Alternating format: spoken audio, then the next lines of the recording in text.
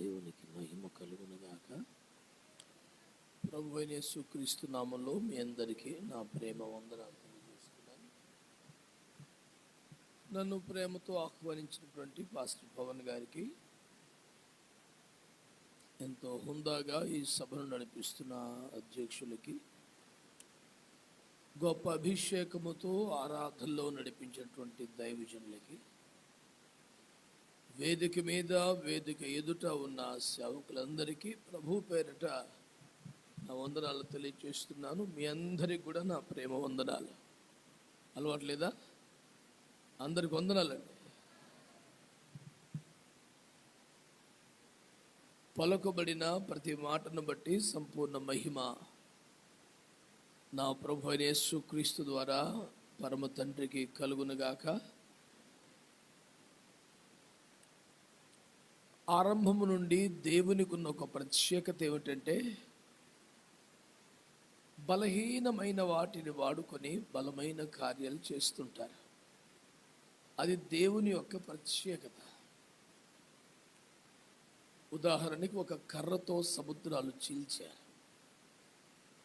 ఒక రాయితో గొల్లియాతును చంపారు, ఒక గాడిద దవడ ఎముకతో 1000 మంది ఫిలిష్తీ సర్దార్లను చంపారు.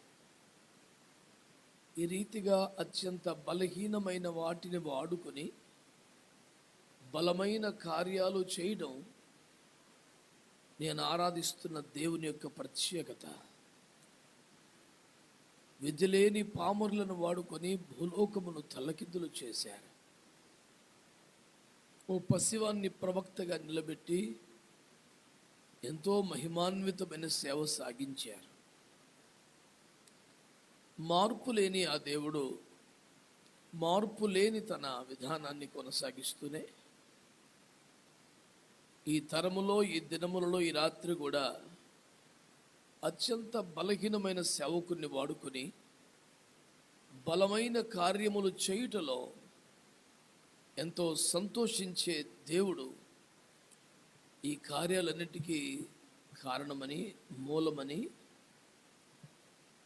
ప్రస్తావించినంతగా, ప్రకటించినంతగా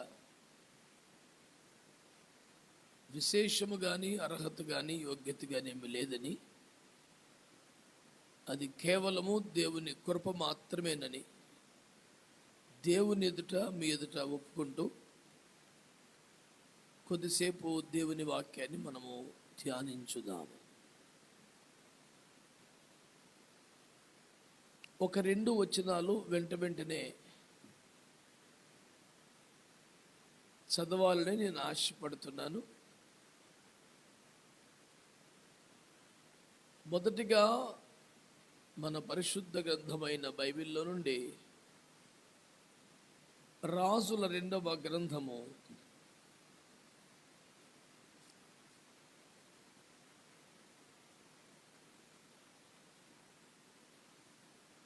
2వ అధ్యాయము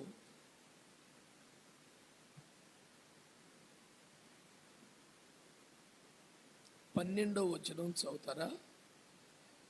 ఎలీషా అది చూచి, నా తండ్రి, నా తండ్రి, ఇశ్రాయేలు వారికి రథమును రౌతులను నీవే అని కేకలు వేసింది. అంతలో ఏలియా అతనికి మరలా కనబడకపోయెను. ఫిలిప్పీ పత్రిక 2వ అధ్యాయం 22వ వచనం. అతని యోగ్యత మీరెరుగుదురు. తండ్రికి కుమారుడు ఎలాగూ సేవ చేయును, అలాగే అతడు నాతో కూడా సువార్త వ్యాపకము నిమిత్తము సేవ చేసెను.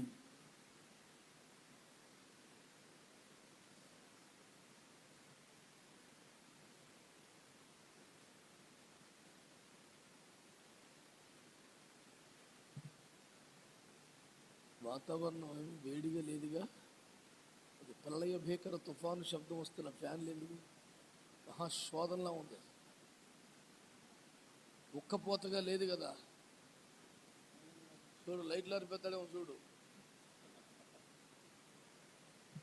ఒక చిన్న ప్రార్థన దయతో తలలు వంచి ఏకీభించండి. ప్రార్థన. ప్రేమ కలిగిన మా మహాపరిశుద్ధ తండ్రి, మహోన్నతుడా, యేసు రక్తము ద్వారా కృపాసనించని ప్రార్థన చేయించున్నాను. ఏ యోగ్యత ప్రత్యేకతలని అల్పదాసుని మీరు కనికరించి నీ గొప్ప సేవ చేయు భాగ్యం ఇచ్చినందుకై స్తోత్రములు.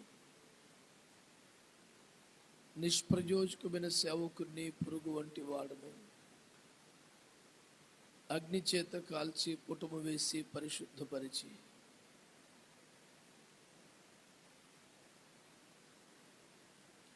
మీరు వాడుకొన తగిన యోగ్య పాత్రగా మలచి మీరు చేయనుద్దేశించిన కార్యములన్నీ మీ శైలిలో, మీ స్థాయిలో ఈ పాత్ర ద్వారా చేయగలరని ప్రాధేయపడి మీకు అప్పగించుకుంటున్నాను. ఇప్పటికీ ఎప్పటికీ నేనే తగ్గాలి, మీరు హెచ్చాలి. అందుచేత ఈ వధింపబడిన పశువును మీ అగ్ని చేత కాల్చి మరుగుపరిచి మీరు మాత్రమే ప్రత్యక్షమై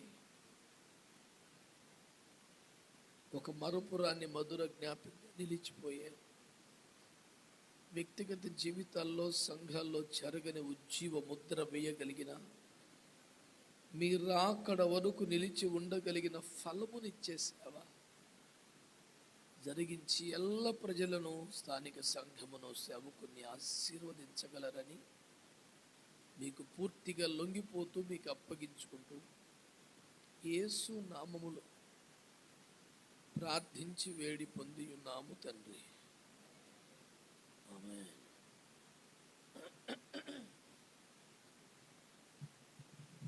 దేవుని పరిశుద్ధ నామమునకు మహిమ కలుగునుగాక.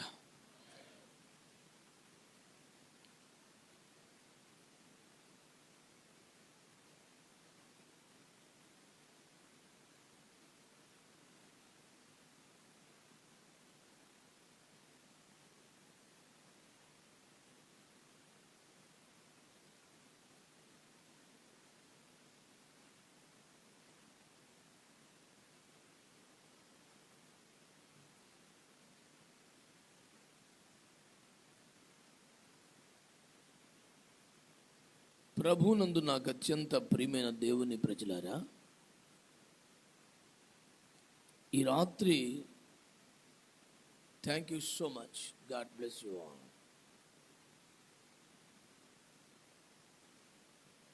ఎవరెడీ ఇలా దిక్కులేని వాళ్ళగా, అనాథల్లాగా విడిచిపెట్టకండి పిల్లల్ని. మీ దగ్గర పెట్టుకోండి. మంచిగా ప్రభు మీకు ఇచ్చిన దీవెన.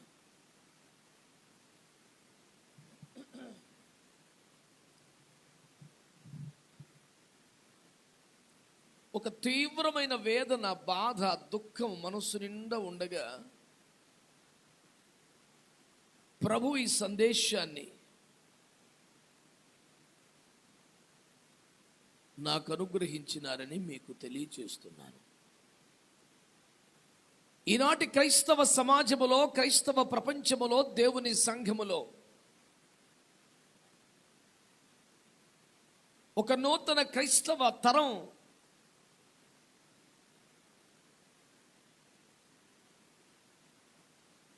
ఉవ్వెత్తున ఎగసిపడుతున్నటువంటి కెరటాల వలె లేయుచున్నది. అన్ని వర్గముల నుండి, తరగతుల నుండి, ప్రాంతముల నుండి విస్తార జన ప్రవాహము దేవుని రాజ్యములోనికి చేర్చబడుచున్నది.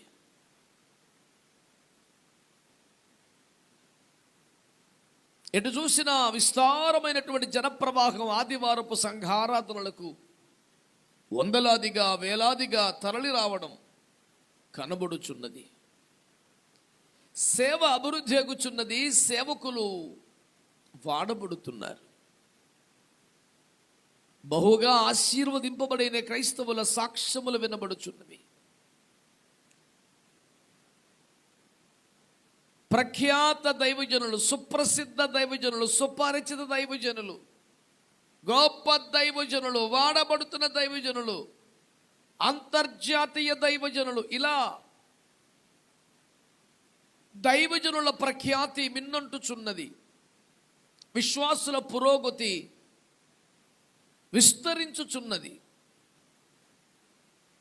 ఎటు చూసినా ఆనందముతో తేలియాడవలసిన సాక్ష్యమే కనబడుచున్నది. సంఘములు పెరుగుతున్నాయి, విశ్వాసులు పెరుగుతున్నారు, సేవ అభివృద్ధి పొందుచున్నది, సేవకులు ప్రఖ్యాతి నొందుచున్నారు. మరి ఇట్లుండగా నీ బాధ ఏమిటయ్యా? ఎందుకు అత్యంత విషాదకరమైన వేదన భరితమైన సందర్భములో ప్రభు నాకు ఈ మాట ఇచ్చారని చెబుతున్నారు మీరు అని అడిగితే, క్రైస్తవులు పెరుగుతున్నారు, సేవకులు పెరుగుతున్నారు, సంఘములు పెరుగుతున్నాయి, విశ్వాసుల సంఖ్య పెరుగుతున్నది. కానీ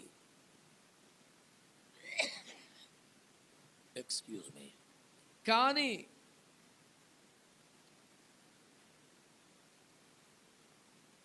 ఈ అభివృద్ధి చెందుతున్న, విస్తరించున్న, ప్రబలుతున్న క్రైస్తవ్యములో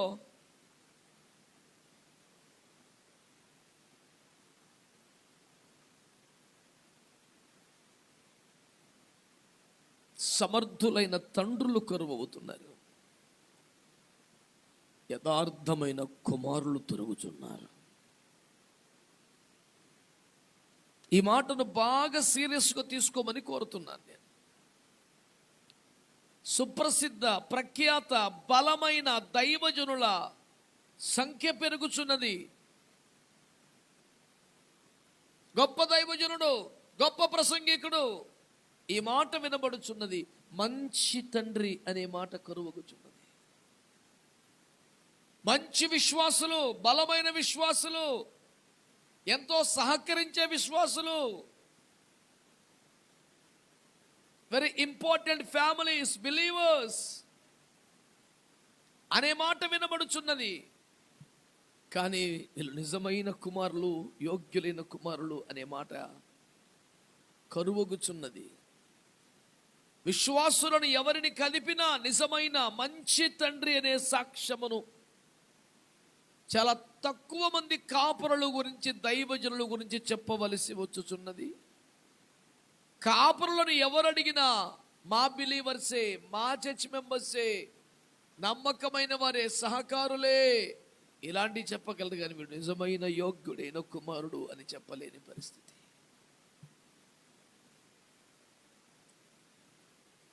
సంఘముల సంఖ్య విస్తరించున్నది, సంఘములోని సంఖ్య విస్తరించుచున్నది, సేవకులు వాడబడుచున్నారు, ప్రఖ్యాతి నొందుచున్నారు. కానీ క్రైస్తవ్యములో తండ్రుల కొరత ఉన్నది, కుమారుల కొరత ఉన్నది. విశ్వాసులందరూ ఆయా సంఘ కాపురులకు నమ్మకమైన కుమారుల, పాస్టర్లందరూ తమ విశ్వాస బిడ్డలకు మంచి తండ్రులేనా? ఈ రాత్రి ఈ సంఘ ఉజ్జీవ కూడిక ద్వారా ఒక దీన సేవకుడిగా పరిశుద్ధాత్మను గ్రహించిన భారమును బట్టి కొద్దిసేపు మీకు చేయుచున్న ఈ వాక్య పరిచర్య ద్వారా నేను ఆశపడుతున్న కార్యం ఏంటంటే, సేవకులమైన మేము మంచి తండ్రులం అయిపోవాలి.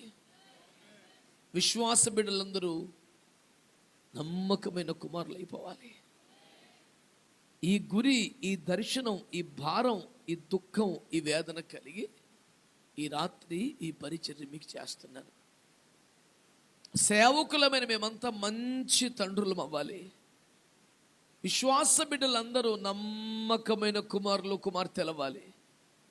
నిశ్చయముగా ఈ కార్యము ప్రభువు మన మధ్యలో చేయునట్లుగా ఒక్క నిమిషం మీరు అలాగూ చేతులెత్తి అదే ఆశను గుండె నిండా కలిగి ఒక్క నిమిషం ఆగకుండా ప్రభుకు అలాగూ స్తోత్రాలు చెప్తారా?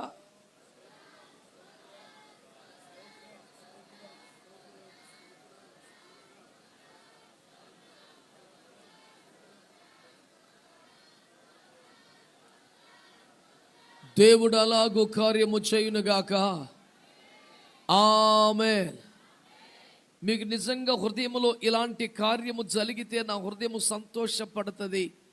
అనేక హృదయానందం ఉంటే మీ సంతోషాన్ని విశ్వాసముతో చప్పట్ల ద్వారా ముందే తెలియచేయండి. ప్రభు తప్పకుండా నాకు ఆ సంతోషాన్ని ఇవ్వబోతున్నారు. ఆమేన్. ప్రభునందు నాకు అత్యంత ప్రియమైన దేవుని బిడ్డలారా, దేవుని సేవకులారా, ఈ సభ నిండా ఎటు చూసిన సేవకులు ఉన్నారు, విశ్వాసులు ఉన్నారు గనుక మేము మంచి తండ్రులం అవ్వాలి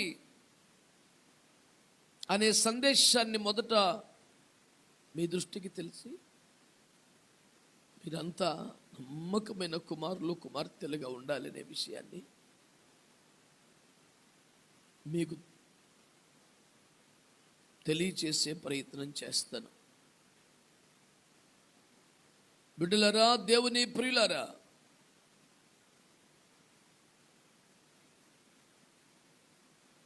మనము చదువుకున్న వచన భాగములలో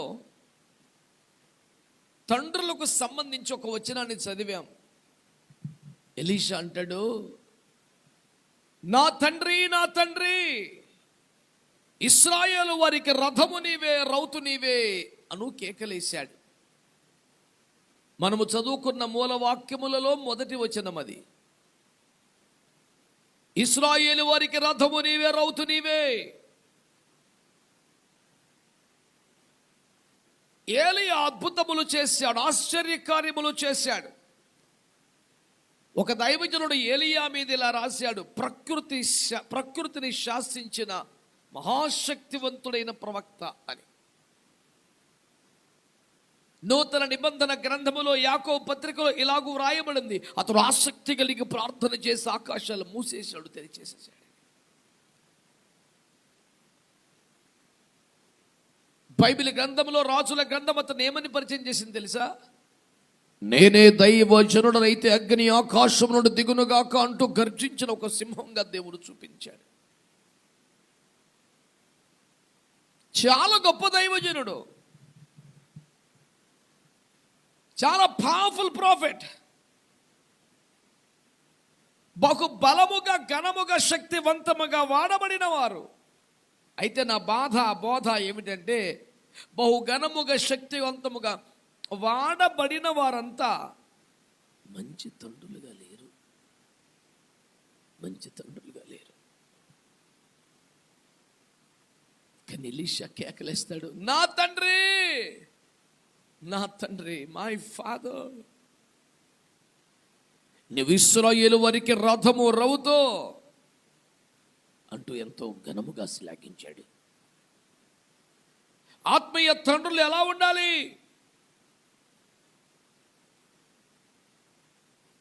వాడబడుట వేరు, తండ్రిగా ఉండుట వేరు. సేవకులకు, క్రైస్తవులకి వ్యత్యాసము తెలియాలి.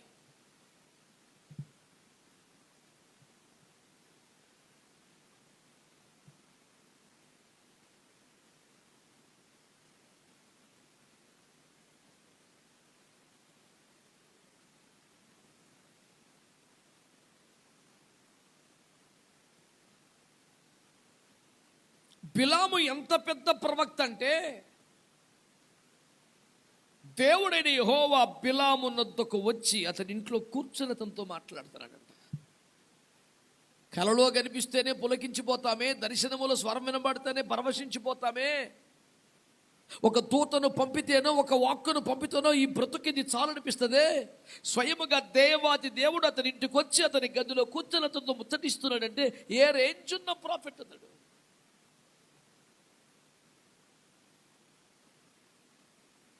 అతని ప్రభావం మీద రాజులకు ఎంత నమ్మకం అంటే, మా సకల సైన్యములను వాడి మేము చేస్తున్న సర్వశక్తులు వంది చేస్తున్న సకల యుద్ధముల కన్నా నీ ఒక్క మాట పలికితే మాకు ఎక్కువ విజయం వస్తుందని రాజులు నమ్మారు. ఒక రాజుగా సర్వ సైన్యాన్ని వెంట పెట్టుకుని భీకర యుద్ధములు జరిగితే మాకు వచ్చే యుద్ధము కన్నా నీ ఒక్క మాట పలికితే ఎక్కువ విజయం వస్తుందని చెప్పి నమ్మారు. అతను ఒక్క మాట పలికితే చాలు ఇంటెడు బంగారం ఇవ్వడానికి ఇష్టపడ్డారు. That was the range of the profit బిలామ్.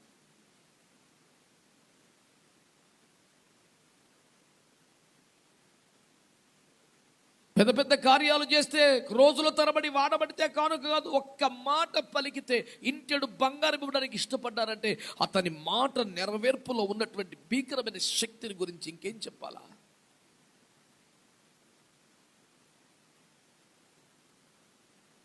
No doubt he was the most powerful and influenced prophet in those days.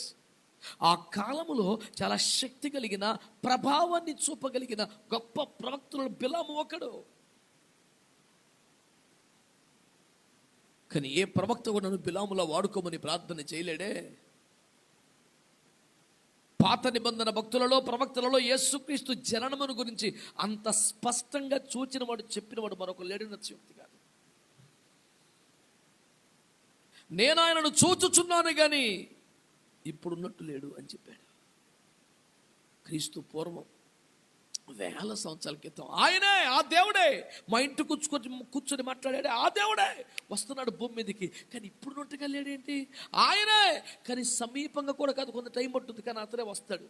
ఈ రూపంలో రాడు, ఇంత తొందరగా రాడు. పక్క వస్తే ఎక్కడికి వస్తాడు? హృదయంలో పుడతాడు, ఇజ్రాయెల్ దేశంలోకి వస్తాడు, మానవ హృదయంలో జన్మిస్తాడు. ఇంత వివరముగా ప్రకటించిన వాడు, ప్రవచించిన వాడు లేడు. అంత అద్భుతమైన దీర్ఘదర్శన తగిన మహా గొప్ప ప్రాఫిట్. కానీ అతడు ఒక మంచి ఆత్మీయ తండ్రి అనలేము కదా. అలాగే చిన్న ప్రవక్తలలో బహుఖ్యాతి కలిగిన ఒక ప్రవక్త ఉన్నాడు, అతని పేరు యోనా కదా. ఒక్క ప్రసంగం, వన్ సింగిల్ మెసేజ్, ఒక్క ప్రసంగం చేస్తే రాజుల మొదలకు నడుక్కునే దాకా పట్టణం మోకాల మీద పడి పశ్చాత్తపడి ప్రార్థన చేశారు. ఎంత గొప్ప దైవజనులు ప్రసంగాలు చేసిన సంఘంలో గట్టిగా సగం మంది కూడా ఉద్యమంలోకి రావటం లేదే. వేషధారులు అలాగే ఉన్నారు, మోసగాళ్ళు అలాగే ఉన్నారు, దొంగేడుపులు అలాగే ఉన్నారు, భక్తి కొరకే భక్తిలో చేరిపోయిన బ్యాచ్ అలాగే ఉన్నారు. But when the matter comes to Jonah the prophet in those days, with one single message, he influenced the whole city. రాజు మొదలుకు నడుక్కునే వడదాకా ఉపవాసం నుండి గోనె పట్టలు కట్టుకొని మోకాల మీద పడి బూడిదలకు వచ్చని మమ్మల్ని క్షమించు, మేము పాపులమని పశ్చాత్తపడ్డారు.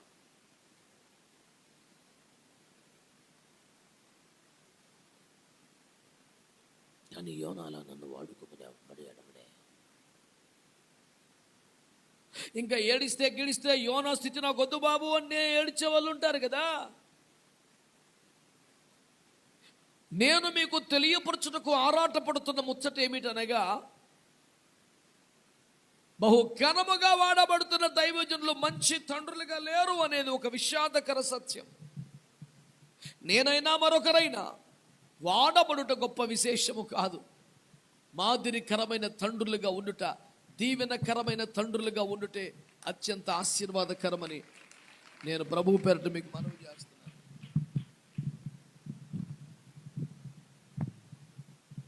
హల్లెలూయా చెప్పండి మంచిగా అందరూ. హల్లెలూయా. ప్రభునందు నాకు అత్యంత ప్రియమైన దేవుని బిడ్డలారా,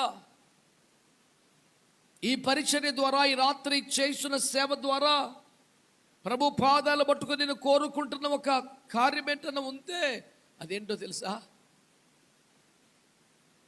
సేవకులందరూ మంచి తండ్రులు అవ్వాలి, విశ్వాస బిడ్డలందరూ నమ్మకమైన కుమారులు కుమార్తెలు అవ్వాలి.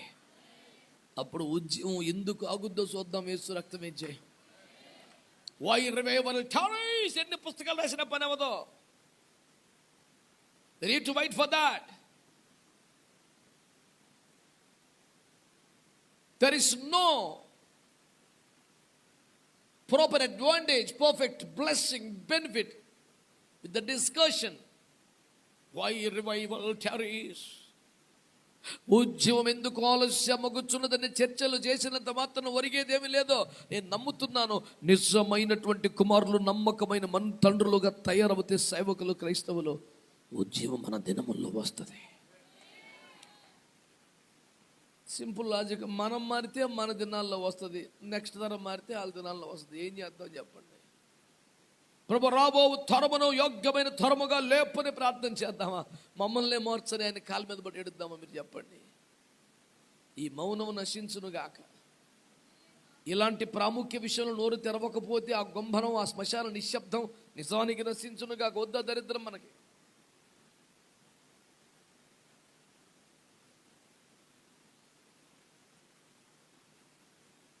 యథార్థత లోపించిన మాట నిజం కాదా? నమ్మకత్వం తగ్గిపోయిన మాట నిజము కాదా? భారము తగ్గిపోతున్న మాట నిజం కాదా? ప్రార్థన జీవితము తొలినాటి దినముల్లో వలె లేని మాట నిజము కాదా? దైవ సేవకుల పట్ల, దేవుని పట్ల, వాక్యం పట్ల, ప్రార్థన పట్ల, సహవాసం పట్ల తొలినాటి ఎలనాటి మొదటి ప్రేమ కరువైన మాట నిజం కాదా? అన్నీ తెలుసు.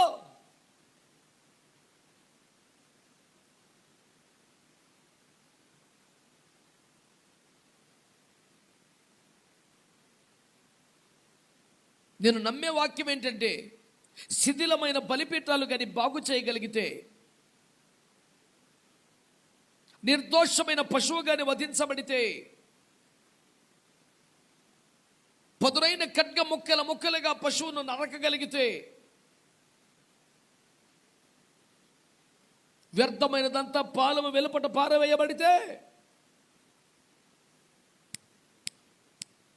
ఇప్పటికీ అగ్నిని పంపి తన ప్రేమ నిరూపించుకోవడానికి దేవుడు సిద్ధంగా ఉన్నాడు. దేవునికి స్తోత్రం కలుగునుగాక. హల్లెలూయా. ఈ రోజున దేవుని వాక్యం ద్వారా మీకు చేస్తున్న మనవిదే. ప్రియులారా, పెద్దలారా, దైవజనులారా, ప్రియమైనటువంటి దేవుని బిడ్డలారా, మంచి తండ్రులు కావాలి, మంచి ప్రసంగికులు కాదు. నమ్మకమైన కుమారులు కావాలి, కానుకలు ఇచ్చేవాళ్ళు కాదు. కాస్త ప్రఖ్యాతిగాంచిన పెద్ద పాస్టర్ గారికి, మా పాస్టర్ గారికి అయితే మాకు బాగుంటుంది, 10 మందిలో చెప్పుకోవడానికి, కొంపలో పెళ్ళో సేవ అయితే ఒక రేంజ్లో ఉండిద్ది అని ఆశపడే విశ్వాసులు, గట్టిగా సందాయించే వాళ్ళు అయితే కనుక ఉపయోగపడతారని ఆశించే పాస్టర్లు. ఈ 2 రకాల ఆలోచన ధోరణి వలన భ్రష్టు పడుతుంది వ్యవస్థ.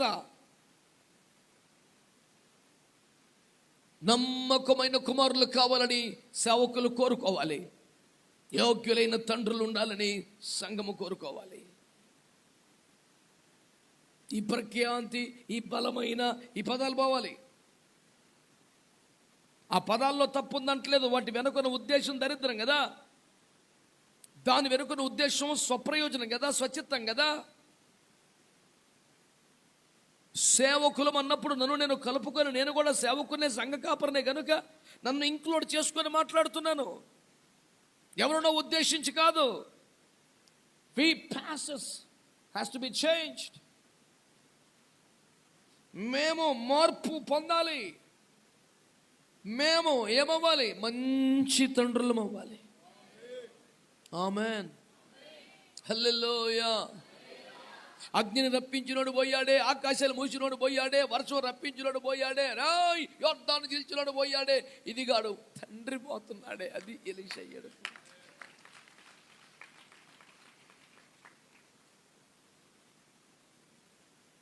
Today's church is lacking the blessed fathers in this generation. I'm sorry to say. ఈ విధముగా అనుచున్నందుకు మన్నించండి. ఈ తరపు క్రైస్తవ్యానికి తండ్రుల కొరత కనబడుచున్నదని నేను ఎంతో దుఃఖముతో మీ ప్రార్థన సహాయమును కోరి ఈ మాటను ప్రకటించుచున్నాను. ప్రఖ్యాత ప్రసంగికులు, సుప్రసిద్ధ ప్రసంగికులు, గొప్ప దైవజనులు, ఈ పరంపర సాగుతుంది. మంచి తండ్రులు కావాలి, అవసరం ఉన్నది. Don't you feel that? నీకు అనిపిస్తలేదా లోటు? ఎలాంటి సాగతీత లేకుండా సూటిగా కొన్ని విషయాలు మీకు జ్ఞాపకం చేస్తాను. చదవనక్కరలేదు, నా సొంత మాట కాదని తెలుపుటకే వచనం చెప్పడం తప్ప చదివించాల్సినంత అవసరం కూడా లేదు. నాకు ఇచ్చేపాటికే 9 గంటల 5 నిమిషాలు. మీ ఫోన్లకు దండం, సైలెంట్లో పెట్టండి, స్విచ్ ఆఫ్ చేయండి, ఏదో ఒకటి చేయండి. ఎవడికి లేదు ఫోన్ ఇవ్వాలా?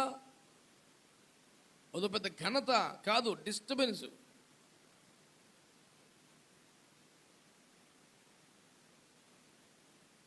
అవి కూడా చెప్పాలండి మేము, మరీ చిత్రం కాకపోతేను.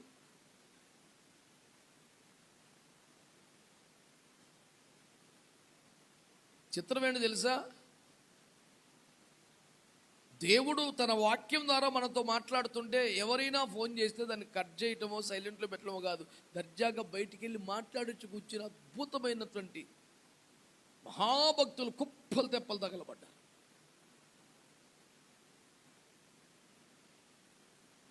ఏందో పెద్ద తిరగబాటు.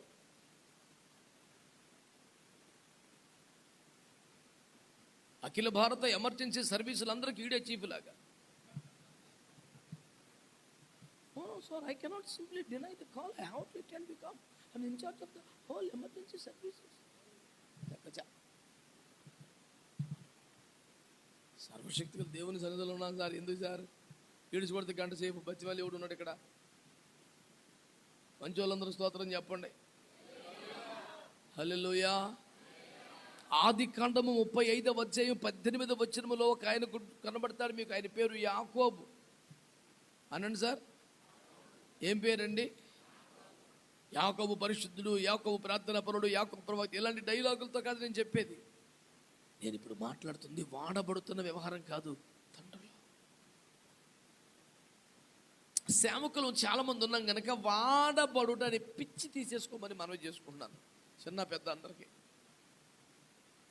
వాడుకోవటమా వాడుకోకపోవటం అనేది ఆయన చెప్తాం. వాడబట్టం అనేది మన పిచ్చి అవ్వకూడదు. మొన్న ఒక 40 రోజులు ఉపవాసం ఉన్నాడు. ముగింపుకు నా దగ్గరకు వచ్చి అని ప్రార్థన చేయి 40 days ఫాస్టింగ్స్ అన్నాడు. నేను చేస్తాలే కానీ ఎందుకు చేసావు 40 రోజులు? బాగా వాడబడాలని అన్నాడు. నేను పోయి ఇంకో 40 రోజులు చేయను, అమ్మ చచ్చిపోతాను అన్నాడు. అంటే అతను వాడబట్టడానికి ఏమన్నా నేను అసూయ వ్యతిరేకమా? కాదు.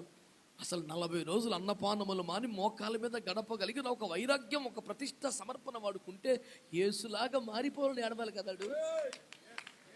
ఏం పిచ్చి పట్టుకుందిరా నీకు? అడిగి వాడబట్టం పిచ్చి. నేను వాల్ పోస్ట్లో కనపడాలి, గొప్ప దైవజనుల పక్షం నా ఫోటో ఉండాలి, పెద్ద పెద్ద చదివిపోతు ఉండాలి. చీకట్లో సభలకు వెళ్ళాను ప్రభా, ఫ్లడ్ లైట్ల వెలుతురులో ఉన్న 40 రోజులు లైట్లు ఇయ్యే.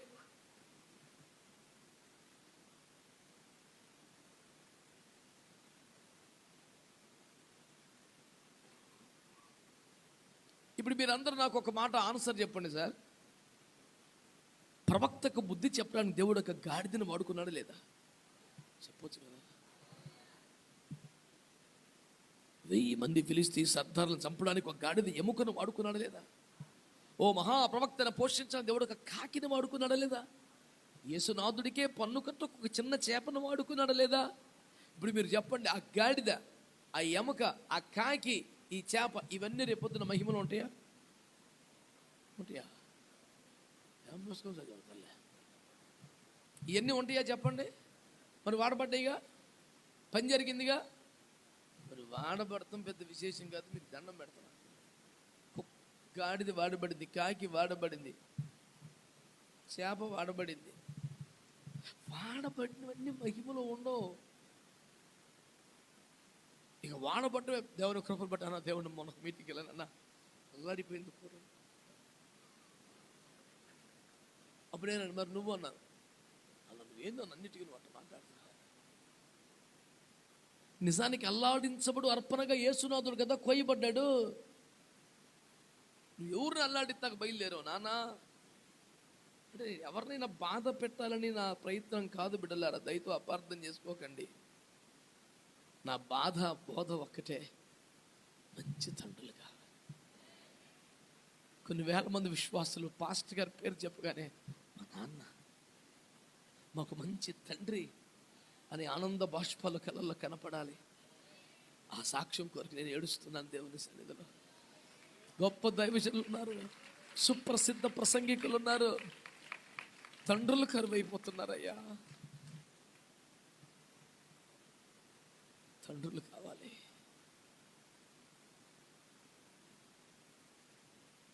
వాడబడుట మీద ఉన్న ఆసక్తి పరిపూర్ణులగుట మీద లేకుండా పోయిందనే బాధ నిజం కాదా? అందులో యథార్థత లేదా? మీరు చెప్పండి. ఈ యాకోబు అనే తండ్రి లోపములు ఉన్నాయి. కానీ తను అతిగా ప్రేమించిన ప్రియమైన భార్య రాహేలు రెండవ కాన్పులో, అమ్మ మీరు కలవరపడకండి, మీరు పండంటి కుమారునికి జన్మనిచ్చినారని చెబుతుంటే కూడా తను చనిపోతున్నట్టుగా అర్థం చేసుకుని అతడికి బెనోని అని పేరు పెట్టమని చచ్చిపోయింది కదా. బెనోని అనే మాటకు అర్థం దుఃఖపుత్రుడు.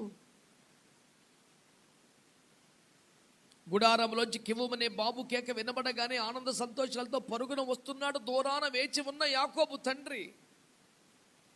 అక్కడి స్త్రీలు ఆ రక్తపు తడి ఆరని ఆ పసిగుడ్డును పట్టుకుని బయటికి తీసుకొస్తుంటే వారి ముఖాల్లో విషాదాన్ని చూడస్తున్నాడు యాకోబు. What happened? అమ్మా, అయ్యా, దేవుడు మీకు ఏ లోపం లేని పండంటి కుమారుణ్ణి మరలా ఇచ్చాడు, కానీ మీరు అతిగా ప్రేమించిన మీ భార్య చనిపోయిందయ్యా.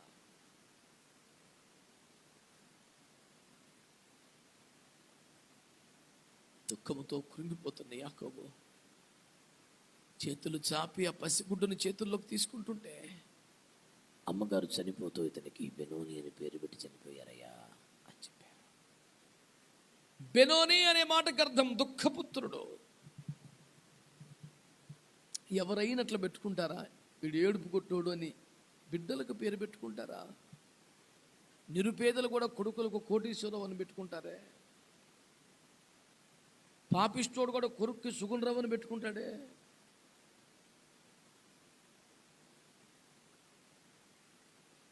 ఎవరైనా అట్లా పెట్టుకుంటారా అండి దుఃఖపుత్రుడని? తాము ఎలా ఉన్న బిడ్డలు బాగుండాలని గొప్ప ఆశలతో ఉదాత్తమైన భావాలతో పెంచి పేర్లు పెట్టుకుంటారు కదా. ఆ తల్లి పుడుతూనే తల్లిని కోల్పోయిన వాడుగా దుఃఖపుత్రుడు కాకపోతే ఇంకెవడు? ఒక్క క్షణమైనా తల్లి పొత్తిలలో ఆడుకొనని ఒక్క చుక్కైనా తల్లి పాలను తాగని వాడికంటే బాధితుడు ఇంకెవడు? ఎంతమంది ఆలించినా పాలించినా తల్లి స్థానం ఎవడు ఇవ్వలేడు కదా. ఆ లోటు ఎవడు పూడ్చగలడు? దుఃఖపుత్రుడు కాదా? ఇతడు పుడితేనే తల్లిని మింగేసిన దుర్మార్గుడు నష్టజాతకు నెత్తి మీద చెనుంది, మరణం ఉందంటే అందరూ దూరం పారిపోతుంటే వయసులో స్కూల్లో ఎంత అవమానకరమైన జీవితం అది. ఇవన్నీ ఊహించిన తల్లి వాడు దుఃఖపుత్రుడయ్యా అని ఏడిచింది. తండ్రి అంటాడు, నిజమే, వాళ్ళమ్మ సరిగ్గానే పెట్టింది. వాడికి దుఃఖమే, వాడి వల్ల మాకు దుఃఖమే.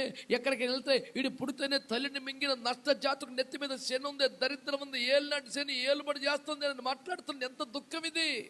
వాడు దుఃఖపుత్రుడే. కానీ ప్రభు ఇన్ని కుడి చేతి పుత్రుడిగా చేసుకోయా. అదేమైనా నామకరణోత్సవం అటండి? ఎదురుకుంట భార్య శవం ఉంది, 14 ఏళ్ళు కొలువు చేసి మరి పెళ్లి చేసుకున్న ప్రియమైన భార్య.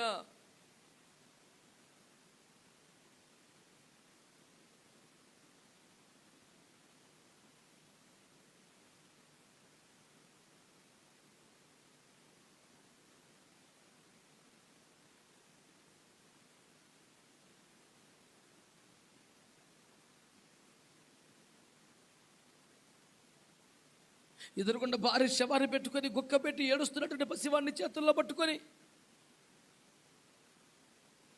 was it a naming ceremony? నామకరణోత్సవం కాదు, పేరు మార్పుడి కూటము కాదు, ఒక తండ్రి కన్నీటి ప్రార్థన. అయ్యా, వీడు దుఃఖపుత్రుడే, నిజంగా వేదన పుత్రుడే. కానీ నాయనా ఇలాంటి నీ కుడి చేతిలోకి తీసుకుంటాడు, మారతాడు. వీడిని కుడి చేతి పుత్రుడిగా చేసుకోయా. ఎమ్మెల్యే గారి దగ్గర బాగా రాసుకుని పూసుకుని తిరిగి చెవులో గుసగుసలు చెప్పే రేంజ్లో ఏమంటారంటే, ఎమ్మెల్యే గారు రైట్ హ్యాండెడ్. మా రాజు నువ్వు కనుక నీ కుడి చేతి పుత్రుడికి ఉండాలయ్యా. కీర్తన గ్రంథం అంటుంది తెలుసా, నీ కుడి చేతిలో నిత్యము సుఖములు కలవా. ఎవరికైనా నిత్యము సుఖం ఉంటుంది లైఫ్లో. సుఖ దుఃఖాలు కలిసిమెలిసి ఉంటాయి. అమావాస్య పౌర్ణములు వస్తూ పోతుంటాయి. మెట్టలు పల్లములు దారిలో వస్తూనే పోతూనే ఉంటాయి. నిత్యము సుఖం ఎవరికి ఉంటుంది? ఎవడు కొండపోయినా, ఈ పైన 11 మంది కొండకపోయినా ఈడికి మట్టుకు ఉండాలని మొదలెట్టాడు ప్రార్థన. వీడికి అసలు కష్టం రాకూడదు, వీడికి ఎప్పుడు సుఖమే ఉండాలి. ఎందుకంటే ఒక క్షణమైన అమ్మ ఒళ్ళు ఆడుకోలేదాడు, ఓ చుక్కైన తల్లిపోలు దాకలేదు, గుండెలు కత్తుకొని మమ్మీ అని ఏడ్చిన సంతోషం వాడికి దక్కలేదు. ఆడు పుడుతూనే దుఃఖములో, శ్రమలో, కష్టములో, లోటులో, కొరతలో, వెలితిలో, శాపంలో పుట్టినట్టుగా ఉన్నాడు కనుక వీటిని నీ కుడి చేతులు తీసుకుంటే అసలు కష్టం అన్నదే ఉండకూడదు, జీవితం అంతా సుఖాలే. ఆయన కుడి చేతిలో రాజదండం ఉన్నది అన్నాడు కదా. కింగ్ అయితే మా బ్యాచ్ లీడ్ అవ్వాలి, రాజదండం వీడే. ఈ 12 మందిలో ఉండిన కింగ్ చేస్తే ఈయన చేయి ఫస్ట్. యాకోబు ప్రార్థన స్పెషాలిటీ అంతే, ఎంత ఉంటుంది ప్రార్థన, ఇంత ఉంటుంది మ్యాటర్. ఆయన అసలు బేవత్సమేది. ఎబ్బోకి రేవులు తెల్లవారులు ఏడిచి ఎంతసేపు చేశాడు ప్రార్థన. నన్ను ముక్కే తెల్లవారులు నన్ను ఆశ్రదించాయా. అందులో మ్యాటర్ ఏంటి తెలుసా? అబద్ధం ఆడిన మాట నిజమే, మోసం చేసిన మాట నిజమే, పాపం చేసిన మాట నిజమే, దొంగదారులు పోచులు సంతకాలు పెట్టి అన్నగా రాసి కొట్టేసి నిజమే, అన్ని పాపాలే తండ్రి. 20 ఏళ్ళుగా తరుగుతున్న మరణమును తప్పించి జీవంలో ప్రవేశపెట్టయ్యా. అతను వచ్చి పిల్లలతో తల్లి నన్ను చంపునేమని భయపడుతున్నానయ్యా. ఎట్టయినా గండం తప్పించయ్యా. అయ్యా మరణమును దాటించయ్యా. జీవంలోకి ప్రవేశపెట్టి 7 కిలోమీటర్ ఉంటుంది కానీ ఒక్క మొక్క. ఇప్పుడు ఈ ప్రార్థన కూడా అట్లాంటిదే. నీ కుడి చేతులు పట్టుకోయా, నీ కుడి చేతి పట్టుకు చిన్నగా అంటుంది. ఓకే, బెనో నీ పేరు బాగలేదని బెంజమిన్ అని మార్చాడు. సో అది కాదు, నీ కుడి చేతులు ఉండాలయ్యా. 2 అర్థాలు, వాడికి ఎప్పుడు సుఖం ఉండాలి. 2, వాడు కింగ్ అవ్వాలి. ఇది ఆయన ప్రార్థన. కొంతకాలం తర్వాత ఈ ప్రార్థన చేసిన యాకోబు చచ్చిపోయాడు. ఇంకొంతకాలానికి ప్రార్థన చేసుకున్న బెంజమిన్ చచ్చిపోయాడు. వీరు 430 సంవత్సరాల పాటు దాసత్వంలో ఉండిపోయారు. ఆ తర్వాత 300 సంవత్సరాల పాటు న్యాయాధిపతిని ఏలుబడి చేశారు. సుమారు 730-770 సంవత్సరాల తర్వాత ఇజ్రాయేల్ ప్రజలు మాకు రాజు కావాలి అన్నారు. సమూయేలు బాధపడ్డాడు. దేవుడు అన్న పర్లేదులే కానిచ్చే అన్నాడు. ఏందది కానిచ్చేది? నీ ప్లేస్ ఎవరిని పెట్టగలం ప్రభా, అది అసాధ్యం, నా వల్ల కాదు, నీ స్థానం ఎవరికి ఇస్తా, అమ్మో కుదరదు అన్నాడు. కానీ పర్లేదులే, వాళ్ళు తృణీకరించి నిన్ను కాదు నన్నేగా, నేనే ఓర్చుకున్నాను, ఏమనుకో పెట్టేసే అన్నాడు. ఎవరిని పెట్టగలను ప్రభా? 12 గోత్రాల వారిలో నీకు సాటి ఎవరో ప్రభో అంటే 11 మందిని పక్కన పెట్టి చిన్నోని పెట్టి అన్నాడు. ఎవరిని అన్ని అట్ట పెడతామంటే ఏ రకంగా, ఏ విషయంలో వాడు జ్యేష్ఠుడా, పోనీ లేవి వంటి శ్రేష్ఠుడా, లోని యోధ వంటి బలాఢ్యుడా, ఎవడు అసలు ఆడికి ఏ పాయింట్ మీద దాన్ని పెడదామంటే పాయింట్ ఏం లేదులే పెట్టి అన్నాడు. అట్టెట్ట పెడతాం, నేను న్యాయాధిపతిని తప్పు చేయకూడదు అన్నాడు సమూయేలు. అప్పుడు యేసుప్రభువు అన్నాడు, ఏమి లేదు నాన్న, వాళ్ళ తాత ఏడిచాడు, వాళ్ళ తాత ఏడిచాడు, ఇన్ని చేతిలో పట్టుకోమన్నాడు. నేను అప్పుడు ఆమెనన్నాను, ఇక నా మాట గురించైనా చెయ్యాలి కదరా అన్నాడు. అట్టయితే చేస్తాం తండ్రి.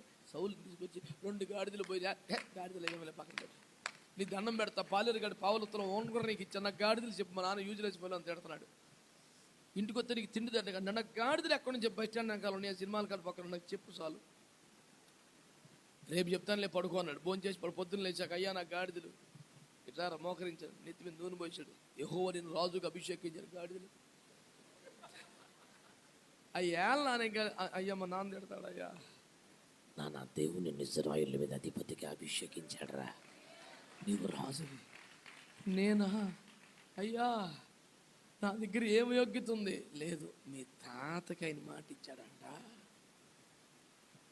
యాకోబు ఏడిస్తే సర్లే నాన్న అన్నాడంట, ఆ మాటను బట్టి నీకు కొట్టు చేసి అన్నాడు. కానీ మీకు సూత్రం చెప్పాలనిపించలేదు చూడు, అది సూపరం. శబబాగులే ఎందుకు బలవంతంగా చూసారు, ఎంత అద్భుతం. అసలు బెన్యామీనులో ఏమన్నా అర్హత, యోగ్యత, విశేషం, ప్రత్యేకత ఉందంటారా? మాట్లాడరే? ఎవరి ఏడుపును బట్టి? మీకు ఇంకా చెప్తాను. ఈ బెన్యామీనికి యోసేపు దగ్గరికి వెళ్ళినప్పుడు అందరికీ భోజనాలు పెట్టాడుగా, వరుసగా 1 నుంచి 12 వరుసగా కూర్చొని పెట్టాడుగా. భోజనం పెట్టాడా? సభల్లో ఉండదులే, భోజనం పెడతారుగా మనకి ఇంటికాడ. భోజనాన్ని బట్టి నన్ను చూస్తున్నారు, అయ్యేం లేవు సార్. నేను అనేది ఏంటంటే, ఒక్క మాట గమనించండి. యోసేపు పెద్దోడు మొదలుకొని వరుస కూర్చోబెట్టుకున్నాడంట, అందరికి అంతంత పెట్టాడంట. ఈ బొడ్డోడికి అందరికన్నా చిన్నోడికి 5 రెట్లు ఎక్కువ అన్నం పెట్టాడంట. తింటాడా? అందరికన్నా చిన్నోడు అందరికన్నా 5 రెట్లు తింటాడా? అసలు తింటా పాయింట్ కాదు, ఆడికి ఎక్కువ పెట్టాలనిపించింది అంతే. నేనేమంటానంటే ఒక్క చుక్క కూడా తల్లి పాలు తాగే అదృష్టానికి నోచుకొని వాడికి పెద్ద పెద్ద వాళ్ళకంటే చిన్నప్పటి నుంచి అన్నీ బాగా జరిగిన అన్నదమ్ముల కంటే 5 రెట్లు మెరుగైన ఆహారం వచ్చింది. 5 times బెటర్ ఫుడ్. అదే పెద్ద తనలందరికీ చేత బట్టలు పెట్టాడు. అల్లెలుయ్య, ఇన్ని గింజలు పోతే చాలుకుంటే బట్టలు కూడా పెట్టాడు. అల్లెలుయ్య అని సెల్ఫీలు తీసుకొని మంచి మురిసిపోతున్న టైంలో ఈ పిల్లగాడికి బట్టలు పెట్టి 300 తులములు వెండి ఇచ్చాడండి గిఫ్ట్. చూడాడు జ్వరపడ్డాడు చూడు. మీరు గమనించారా? 300 తులములు. ఏందది? యోసేపు నమ్మేసిన 20 తులాలు వెండికండి. 20 తులాల వెండికి అమ్మివేయబడిన వాడు 300 తులముల వెండిని గిఫ్ట్ ఇస్తున్నాడు. 300 తులములు వెండి అంటే ఎంత? ఏసైన 30 తులాలు వెండికి అమ్మేసుకున్నాడు సార్. మీరు లెక్కేసుకోండి 300 తులములు ఎంత వాల్యూ. ఏసైని 30 తులాలు వెండికి అమ్మేశాడు ఒకడు. 30 వెండి రోకలకు అమ్మేశాడు ఒకడు. 300 తులములు వెండికి ఎంత వాల్యూ? వీడికి ఎంత వాల్యూ ఉంది భూమి మీద? యోసేపు రేటు 20 అయితే యేసు ప్రభు 30 వెండి రోకలైతే ఈడి వాల్యూ 300 తులాలు ఉంటుందా వెండి? అతని ఆర్థిక స్థితి, అతని నెట్వర్త్, మీ భాషలో చెప్పాలంటే అతని నెట్వర్త్ ఎంతంటే 300 రెట్లు ఎక్కువ అన్నదమ్ముల కన్నా. ఆహారం ఎంతంటే 5 రెట్లు ఎక్కువ. ఆర్థికం ఎంతంటే 300 రెట్లు ఎక్కువ. ఎవరికి? ఒక్క చుక్క తల్లి పాలు లేనాడికి, దుఃఖపుత్రుడికి. బెంజమిన్, నీకు ఎలా వచ్చింది ఈ ఆశీర్వాదం అంటే ఇంకవలా 127 సంవత్సరాల మంటలో చెదిరి ఉన్న యూదులందరి మెడ మీద వేలాడుతున్న మరణ శాస్త్రం అనే చట్టమును మార్చి యూదులకు స్వరాజ్యమును సంపాదించి పెట్టిన సంతోషమును తెచ్చి తమకిష్టం వచ్చినట్లు రాజ్యాంగము రాసుకునేంత కృప పొంది యూదుల బ్రతుకులను పండుగగా మార్చిన ఒక మహాశక్తివంతుడు ఉన్నాడే మొర్దెకై. అతడు బెన్యామీను గోత్రీకుడు. అపోస్తలులందరికంటే చివరగా వచ్చిన అపోస్తలుడనబడుటకు అర్హత లేనివాడైనా దేవుని మర్మములన్నీ గదిలో పెడితే దాన్ని తాళం చేయి పొందినవాడు ఒకడు. సంఘమునకు పునాదులు వేసినవాడు ఒకడు. పరదేశికి వెళ్ళి నేరుగా మనుషుడు ఎవడు వచింపకూడని మాటలను దేవుడే చెప్పగా విని నేర్చుకుని వచ్చినవాడు ఒకడు. ఈ సంఘ పునాదులు వేసిన అతి శ్రేష్టమైన దైవజనుడు పౌలు ఒక బెన్యామీను గోత్రీకుడు. ఎక్కడ ఆదికాండం 35లో బెంజమిను, ఎక్కడ ఫిలిప్పి 3 బెన్యామీను గోత్రంలో పౌలు గారు. 100 కాదు 1000 సంవత్సరాలు ఒక వ్యక్తి కుట్టుపోతున్నాడు ప్రపంచంలో. 1000 సంవత్సరాలు ఒక ఫ్యామిలీ ఆకాశం. ఒకప్పుడు ఒక వెలిగిన కుటుంబాలు, వంశములు ఉన్నాయి. కానీ 1000 సంవత్సరాల పాటు ఒక కుటుంబం టాపులో ఉంటుంది ప్రపంచంలో. ఏందిరా ఈ భాగ్యానికి కారణం అంటే వాడి ప్రార్థన, వాడి యోగ్యత, వాడి భక్తి, వాడి పోరాటం కాదు. వాడిని పట్టుకుని చేతులెత్తి ఏడ్చిన ఒక తండ్రి ప్రార్థన.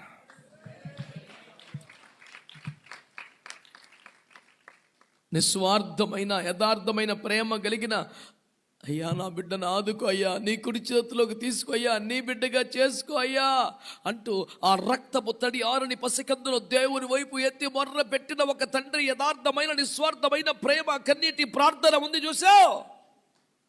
కొన్ని తరాలకు ఆశీర్వాదకరంగా కుమారుని మార్చింది. ఆమేన్. మీరు గమనించారా పెద్దలారా? నేనేమంటున్నానంటే ప్రార్థించే ఒక తండ్రి ఉండాలి. కానీ అనండి బెనోనిగా పుట్టొచ్చు కానీ బెనోనిగా బతకాల్సిన కర్మ లేదా? బెనోనిగా పుట్టొచ్చు కానీ బెనోనిగా చావలసిన పని లేదా? ఏమండి, ఎంతటి బెనోనిగా దుఃఖపుత్రుడిగా వేదన కరగా నువ్వు పుట్టినా నువ్వు ఒక విజయవంతమైన ఆశీర్వదింపని వ్యక్తిగా మారవచ్చు.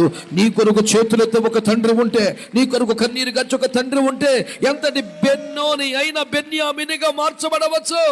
వేల తరములకు ఆశీర్వాదకరమైన ఒక వ్యక్తిగా లేపబడవచ్చు.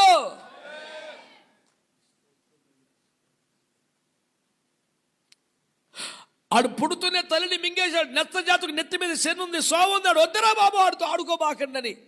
తల్లిదండ్రులు తమ బిడ్డల్ని పక్కకు లాగుతుంటే, బిడ్డలారా చెబుతున్నా వినండి మాట, నీ బాల్యం అనామకమైందైనా, శాపగ్రస్తమైన నీ జీవితం అర్రకొరగా బతికిందైనా, నీవు చెయ్యని తప్పులకు నీ జీవితం శిక్ష అనుభవించాల్సి వచ్చినా, అలాంటి దుస్థితిలో వాడు పుట్టడానికి వాడేమన్నా పాపం చేశాడా? వాడు అనుభవించిన శాపకరమైన జీవితం, అందరూ తల్లి ఒడులు ఎదుగుతుంటే వాడికి ఆ భాగ్యం లేదు, వాడేమన్నా తప్పు చేశాడా? అభము శుభము ఎలుగని బాల్యం కాదా బలైపోయింది? ఈ రోజున కూడా నేను నమ్ముతున్నాను, వాస్తవంగా చెబుతున్నాను, బాధపడుతున్న శ్రమపడుతున్న ఎందరో బిడ్డలు ఆ తప్పుకి ఆ శాపానికి వాళ్ళు కాదు కారణం. వాళ్ళు చేసిన తప్పును బట్టి ఆ శాపంలో లేరు. చేసుకున్న పాపిష్టి పనులకు అనుభవిస్తున్న వారు ఉన్నారు, కాదంటలేదు. కానీ తాము ఏ తప్పు చేయకపోయినా వేరొకరి పొరపాట్లకి తప్పులకి బలై జీవితం అంతా పేదరికంలోనో శాపంలోనో వ్యాధులతోనో బ్రతికిడుస్తున్న వారు లేరా? మరి ఏంటి పరిష్కారం? మోకరించి చేతులెత్తి కన్నీరు కార్చి తమ బిడ్డలను దేవునిపై ఎత్తిపట్టి ప్రార్థన చేసే తండ్రులు ఉంటే అలా ఉండదు స్థితి, మార్పు వస్తుంది. ఈ మాట ప్రభు నాతో మాట్లాడినప్పుడు నేను సంతోషించి, కానీ వెంటనే దుఃఖపడినాను. అయ్యా, మరి అందరి తండ్రులు అంతటి కన్నీటి ప్రార్థనా పరులు కాదు కదా. అందరి తండ్రులు కన్నీటి ప్రార్థన చేసే ప్రార్థనాత్మ కలిగిన వారు కదా. అసలు నమ్మనోళ్ళే ఉన్నారు, చర్చికి రానోళ్ళే ఉన్నారు. వచ్చినా మాడోళ్ళు బాగా ప్రార్థన చేస్తారని ఈడు తిరిగేవాడే ఉన్నాడు. బైబిల్ గ్రంథములో ప్రార్థనా పనుల చిట్టా మీరు ఓపెన్ చేస్తే 120 మంది తల్లుల పేర్లు ఉంటాయి, 80 మంది తండ్రులే కనపడతారు బైబిల్లో. కానీ ఇప్పుడు చూస్తే 20 మంది కూడా తగ్గిపోయారు. సిగ్గుపడి చెప్తున్నాను. ఎవరు చూడు, మా అమ్మగారు బాగా ప్రార్థన చేస్తారు, మా ఆడవాళ్ళు బాగా. నువ్వేం చేస్తున్నావురా? నా మీద పడి ఆడవటం కాదు, దానికి మళ్ళీ అనవసరం కోపం తప్ప ఎందుకు నీకు? అసలు మేమంటే మరి కొంచెం అటు అటుగా ఉంటాం, కానీ మా ఆడవాళ్ళు బాగా ప్రార్థన. ఇంకెంతకాలం అటు ఇటు చేస్తావు? అసలు మా ఊళ్ళు పొద్దుగుని ఎప్పుడు ఏడుతుంటుందండి ప్రార్థన. నీ తెలిసి ఆ ఏడుపంతా నీ గురించేరా? వీడి మారి సత్తలేదు, ఊరంతా మారుతుందని కాదు. అసలు మా ఆడవాళ్ళు బాగా ప్రార్థన చేస్తారంటే, ఆ బాగా ప్రార్థనకి బాబు తమరే ఎంతమంది అన్నా మారుతాడు. ఇట్టగా తెచ్చాడు ఆయన.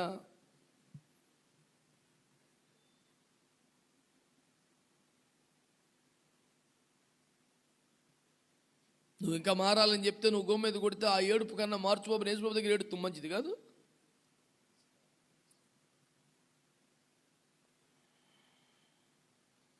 నా పాయింట్ ఏంటంటే, అందరు తండ్రులు కన్నీటి ప్రార్థన ఆత్మ గలవారు కాదు కదా. అందరి తండ్రులు బాధ్యత గలవారు కాదు కదా. మోకాళ్ళ మీద ప్రార్థనలతో చేతులు తమ బిడ్డలను పసివారి ప్రాణములు ఎత్తిపట్టి మొర్రపెట్టే ప్రార్థనాత్మ కలిగిన వారు కాదు కదా.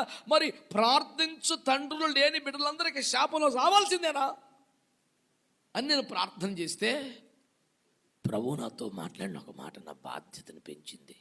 ఏంటి తెలుసా? అందుకే కదా ఆత్మీయ తండ్రులను ఏర్పాటు చేశానన్నాడు ఆయన గట్టిగా. అందుకే కదా ఆత్మీయ తండ్రులను ఏర్పాటు చేశాను. తమ బిడ్డల జీవితాల కోసం, తమ ప్రియుల జీవితాల కోసం బాధ్యతగా, ప్రేమగా, నిస్వార్థంగా చేతులెత్తి రేగి మొదటి జామున లేచే కన్నీరు కార్చే ఆత్మీయ తండ్రుల అవసరత క్రైస్తవ్యానికి ఉన్నదని మనవి చేస్తున్నాను. వేదిక మీద బాగా వాడబడేవాడు కాదు, ఆయా పోస్టర్ల మీద మాత్రమే కనబడేవాడు కాదు. అతడు వచ్చుచూ పోవచ్చు ఉండేవాడై ఉండాలి. దేవుని సన్నిధిలో ప్రార్థన చేసేవాడై ఉండాలి. బిడ్డల కొరకు నమ్మకంగా కన్నీరు గార్చేవాడై ఉండాలి. ఈ రాత్రి మీకు మనవి చేస్తున్నాను, క్రైస్తవ్యానికున్న లోటు ఇంకొకటి నిధులు విధులు ఇవి కాదు సార్. కన్నీరు గార్చే తండ్రులు కరువైపోయారు. తమ బిడ్డల ప్రాణము నెత్తిపట్టే తండ్రులు కరువైపోయారు. ప్రార్థించు తండ్రులు, ప్రార్థనాత్మ తండ్రులు భౌతికంగా శారీరకంగా అందరికీ ఉండరు కనుక, తన చేతికి అప్పగించబడ్డ ప్రతి విశ్వాసని తన కడుపున పుట్టిన బిడ్డగా భావించి తన గుండెల్లో వారిని పెట్టుకొని వారి కోసం చేతులెత్తి మొర్ర పెట్టి కన్నీరు గార్చే ఒక తండ్రి ఉంటే బిడ్డల జీవితాలు పేదరికంలో, రోకములో, శాపములో ఉండవలసినది కాదు.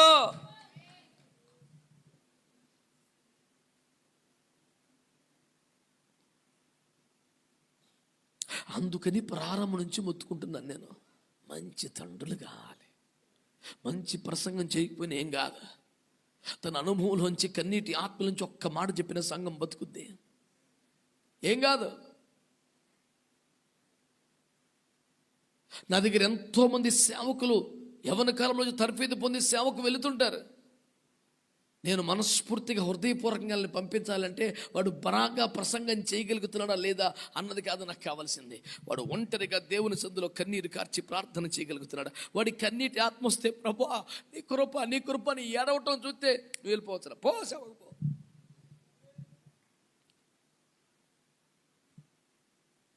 వాడు కన్నీటి ఆత్మ కలిగి ప్రార్థించేవాడుగా ఉండాలని నేను ఎదురు చూస్తాను. వీడేమన్నా ఇంకా పంపుతలేదని నా కోసం ఏడుతుంటాడు వాడు. నాకు మూడు ఏడవ బాకరా వెళ్ళిపో, నీ దండం పెడతాను. ఎవడైనా నా కొంపలో ఉంటే ఎవడైనా నా దగ్గర నాకే ₹10 లాభం మా ఖర్చు తప్ప తెంగలోడికి తెలివితేటలేక కానీ నాకేంటి ఉపయోగం? ఒకటితో నన్ను పిలిచిన పనికి నన్ను లెక్క అడుగుతాడు, ఒళ్ళు దగ్గర పెట్టుకొని నేను పని చేయాలి, లేకపోతే ఈ చేత కొడతాడు రేపోతాను, నా భయం నాకు ఏడుతుంది. విశ్వాసులందరూ ముందు నుంచోబెట్టి సావు చేత కొట్టడం రేపు పొద్దున్న తేడా వస్తే కోటాను కోట్ల పరిశుద్ధుల ముందు లెక్క చెప్పొద్దు. ఏం తమాజానా? ప్రభు ఎక్కడ రూపాయి ఇచ్చినా కడుపు కట్టుకొని మిమ్మల్ని అందరినీ మేపడేమన్నా పిచ్చా చేదస్తావా? నాకేమన్నా అసలు ఎవడికి తెలుసు? పూటకి 20 మంది 25 మంది తింటారు ఇంట్లో కూర్చొని. వాళ్ళు ఎవరో ఏమో ఆయా పంతులు అయ్యా కొంతకాలం ఉంటాను సేవ ఉండు, ఓరి వచ్చినంతసేపు పడుతుంది, నేను వెళ్ళిపోతా. ఏం చేస్తా? నాకు మైకి చూపిస్తా. ప్రభునందు ప్రియులారా, మనము చూసినట్లయితే నువ్వేడు చూసావురా, నా ప్యానం తగ్గకపోతే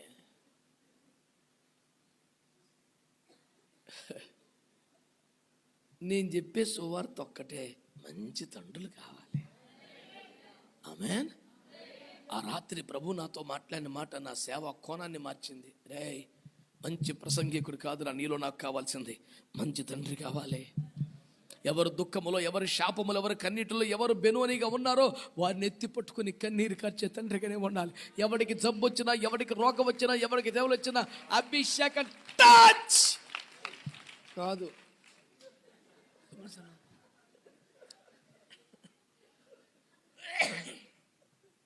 అసలు నీలోంచి ప్రభావం విడుదలైతే టచ్ అని ఎందాక టచ్ అవ్వకుండా ఎందుకు ఉంటుందిరా? నా మీద బడి ఎడుతాడు ఒక్కొక్కడు. అసలు నీలో విషయం ఉంటే అది ప్రజల కొరకు ఇచ్చిందా కాదా? మాట్లాడరేంది? దేవుడు తన సేవకులను అభిషేకించేది ప్రజల కొరకే కదా. అదేంది అన్నట్టుంటారు. మరి నీలో అభిషేకం ఉంటే అది ప్రజల కొరకే కాదు, నీలో ఎందుకు ఊరుకుంటుంది అది? నువ్వు తాళం వేసి చేనేసి దాచిపెట్టి ఇప్పుడు రిలీజ్ అంటే తప్ప వెళ్దా బయటికి? ఇంత మాగినట్టుంది ఎవరు నాకు తెలీదు.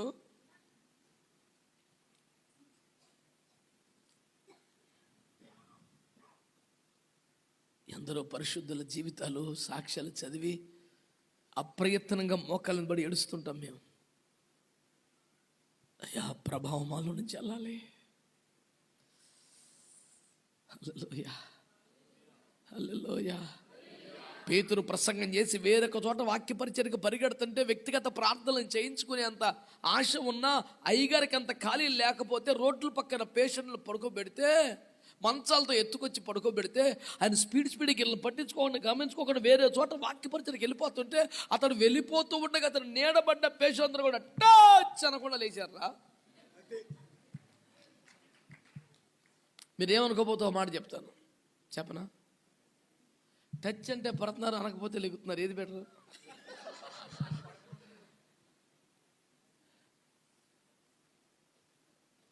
ఈ పిచ్చి పోవాలని నా బాధ. దైవజనులకు వ్యతిరేకం కాదు కదా. నేను నెలకి 4500 మంది దైవ సేవకులు నాతో కలిసి ప్రార్థనలు చేస్తున్నారు.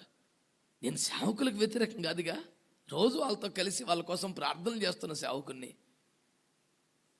ప్రభావం నీలో ఉంటే ప్రజల దగ్గరికి వెళ్ళాలి. నది మందిరంలో ఉంటే గడప కింద బయలుదేరి తాకుద్దిరా సముద్రాన్ని కూడా. నీ లోపల ఒక నది ఉండాలి కదా, అది వెళ్ళాలి కదా. పెద్ద వాటర్ బాటిల్ వేసుకొని బయలుదేరిపోతే ఆడ ఎంతమందిని తడుపుతావు నువ్వు?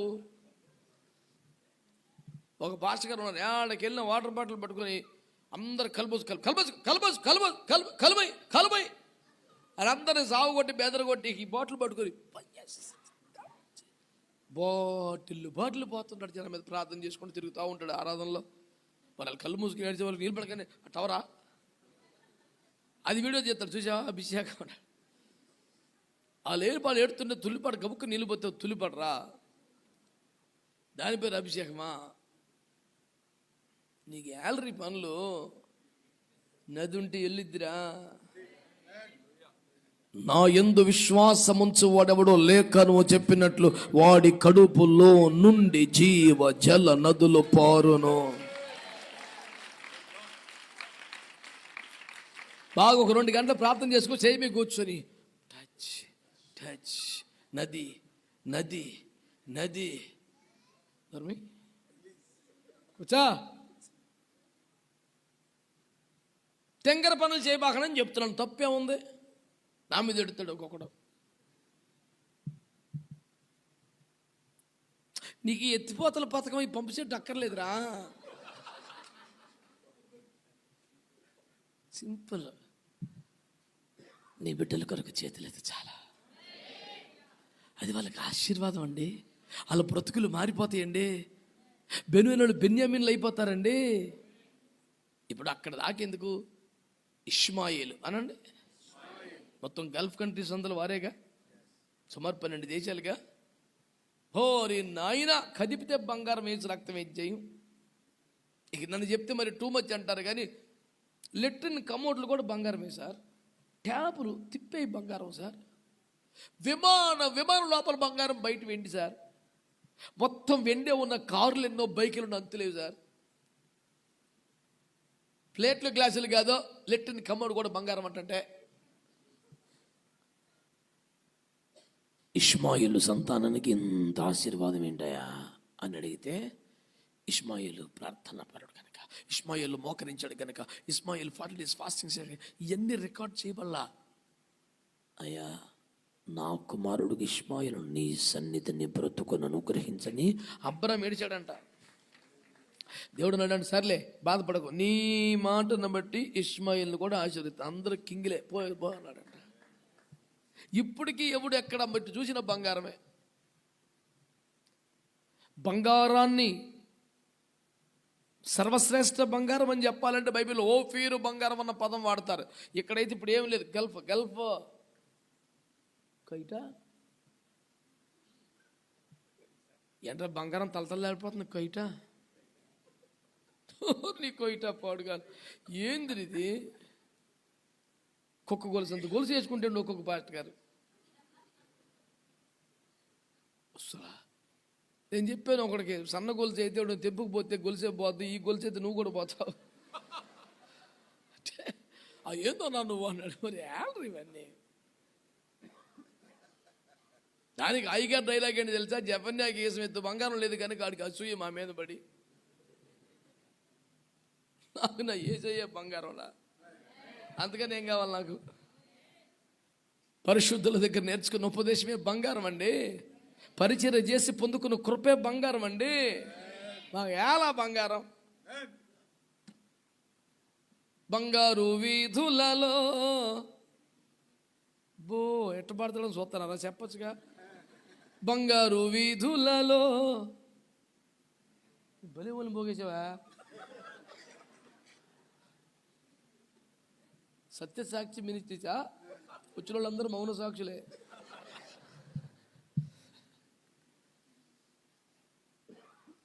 మంచి వాళ్ళందరూ స్తోత్రం చెప్పండి. బంగారు వీధుల్లో తిరిగి మూమెంట్ ఎవరు లేనట్టుందిగా. అసలు ఆ వచ్చిన పలుకు తాకి నోటితో ఒప్పుకుంటా కూడా పేనం ఒప్పుతలేదుగా.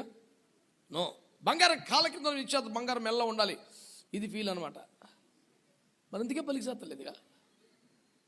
బంగారం తొక్కుతానంట వెంటనే తప్పు, కలకత్తుకో.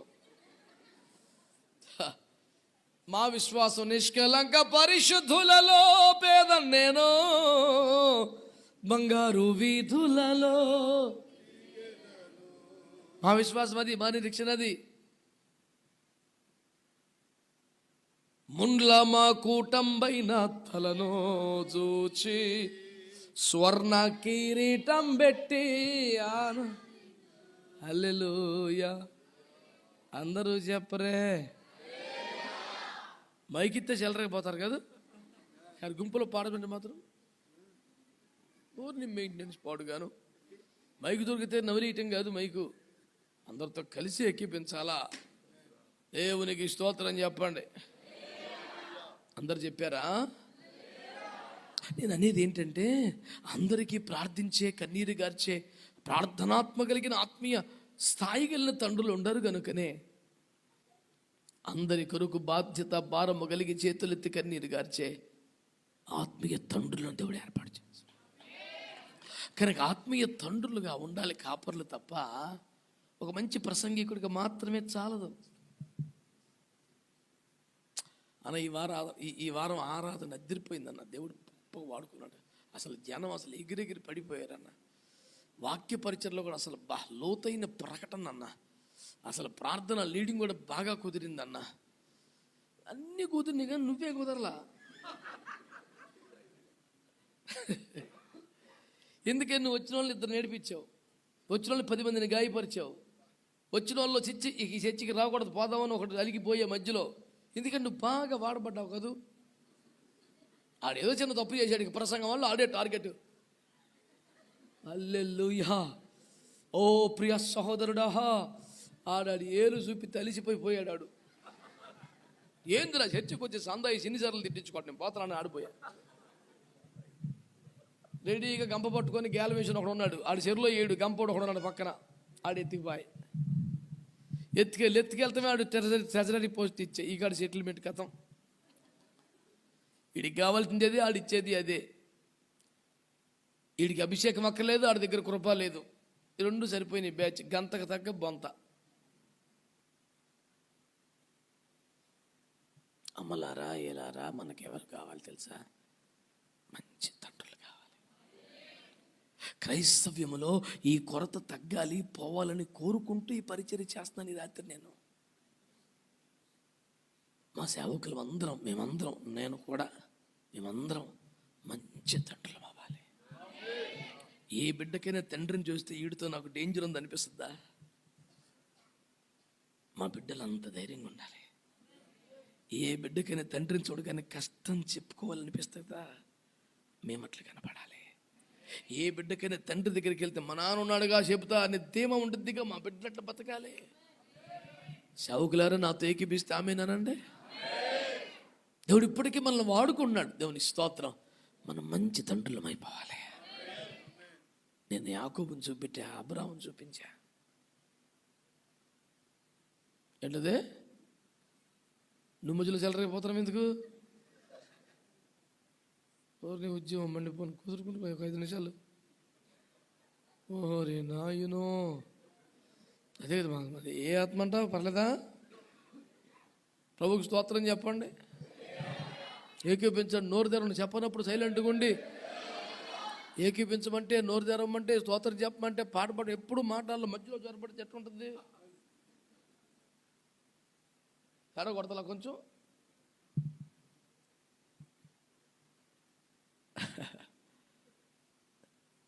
సమయోచితంగా పలకాల. ఆమేన్ చెప్పండి. హల్లెలూయా, హల్లెలూయా. సమయోచితంగా పలకబడిన మాట చిత్రమైన వెండి పల్లెములో పెట్టబడిన బంగారు పండు వంటిది అంటారుగా. బంగారు లాంటి మాట చెప్పావు. పోనీ టైం ప్రకారం కరెక్ట్గా పలికితే అట్లుంటుంది అది. లేకపోతే ముసిరి పండు అంత చేదు. అందరికి వందనాలు. చూసావా? చెప్పలేదు. నేనేమన్నాను సార్? మిమ్మల్ని అందరికి వందనాలు అన్నానండి. అది కూడా తప్పేనా? మళ్ళీ ఏమనంటే మా చీరలు అంటారు, పర్లాడు అంటారు. అందరికి వందనాలండి. ఎంతేగా మేము అడిగింది ఏముంది? కొన్ని వేల ప్రసంగాలు యూట్యూబ్లో చూడండి. ఎక్కడ అకౌంట్ నెంబర్ ఉండదు. మేము అడుక్కునేది అది కాదు నాయన. క్యూఆర్ కోడ్ల బ్యాచ్ కాదు. మేము అడిగిందల్లా వందనమే. వందనమో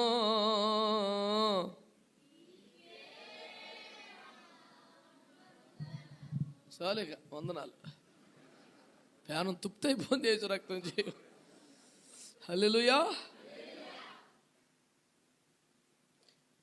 మన సికింద్రాబాద్లో మన జాన్గఢ్ తోలుతున్నాడు కారు. అసలు మంచి ట్రాఫిక్. మేము ఒక బండి అందుకోవాలి, కొట్రా తొక్క పద టైం అయిపోతుంది అంటున్నాడు. వాడు అసలే రాక్షస్తాలకు పక్కన టైం అయిపోతుంది, తొక్కరా అని ఆడిక్కా తొక్కుతున్నాడు. ఇంత కంగారులు వెళ్తుంటే ఒక స్కూటర్ రోడ్ అండి మమ్మల్ని చేజ్ చేస్తున్నాడు. అమ్మ వీడెక్కడ ఉగ్రవాదిరా, ఎంట పడుతున్నాడు. ఒక సిగ్నల్ దగ్గర దొరికాం, సర్రమని వచ్చి పక్కన పెట్టండి అదందించి అంటున్నాడు.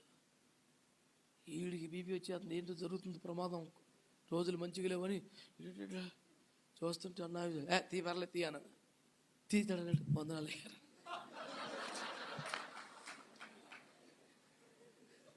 రోజు మీ వాక్యాలు చూస్తాను, వందనాలు చెప్తాను, ఎంతైనా దొరుకుతలేదు, అంత స్పీడ్ పోతున్నావా. నువ్వు నాకు వందనాలు చెప్పావు, నీకు 1000 సార్లు వందనాలు రే. సాగు కొట్టి చెవులు మూసావు కానీ దండం రా.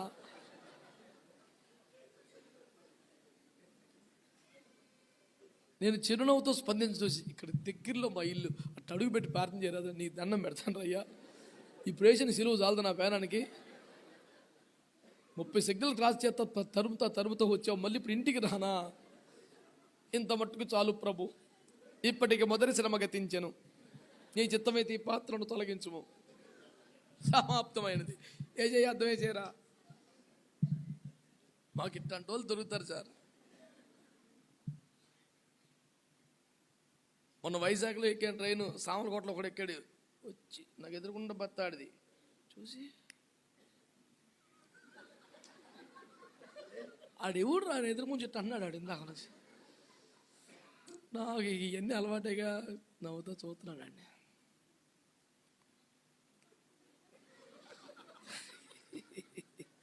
నేను చూసి ఎక్కడైనా చూసినట్టుందా అన్నాను. అవునండి ఎక్కడ చూశాను మిమ్మల్ని అంటే, నేను అన్నా ఏ గోడ మీద చూసి అబ్బాయి కాదు అట్ట కాదండి, అది కాదు ఏదైనా వాల్ పోస్ట్లో చూసి అది నిజమే వాల్ పోస్ట్లో చూసి. అంటే మీది ఏ ఊరు అన్నాను, మాది కాకినాడ అన్నాను. లాస్ట్ వీకు పలాని ఏరియాలో పలాని సభలో కరెక్ట్ చిన్న పేరెంట్ చేయండి. ఇప్పుడు దాకా ఇట్ట అన్నావుగా నేను చేయను అన్న. అమ్మమ్మ నా ఉద్దేశం అది, నీ ఉద్దేశం నాకేం తెలుసు, 3 సార్లు అన్నావు నువ్వు బిట్ట, నేను చేయను నీకు ప్రార్థన అంటే. అట్ట కాదులే సార్ చెయ్యండి సార్ అంటున్నాడు. మరి నువ్వు ఇట్ట అన్నావు ఎందుకంటే, నేను దండం పెడతాను చేసేయి పెడతాను. ఇక భక్తుడు నా ఎదురుకుండా భర్త అవ్వటం వల్ల ఆడు నన్ను పడుకొని ఎత్తలేదు. నా ప్రసంగంలో నాకే చెప్తున్నాడు అన్నా నా వాక్యం ఏం చెప్పా. నేను అన్నాను, నా బిడ్డలు 3000 పెట్టి టికెట్ చేశారా, ఈ దండం పెడతాను పడుకొని రన్నాను. ఆడు సిలువ రాత్రి తెలుసా, సర్లే నేను పడుకోండి సార్ అని పడుకొని యూట్యూబ్లో నా ప్రసంగం పెట్టి అన్నాడు పెద్ద సౌండ్. ఇప్పుడు ఆపేవంటే ఇది సినిమాయా, సినిమా పాట, ఎందుకు ఆపుతున్నావు, దేవుని వాక్యం అంటాడు. చిన్నచిరిగా లేచి ప్రభా నీ చిత్తమైతే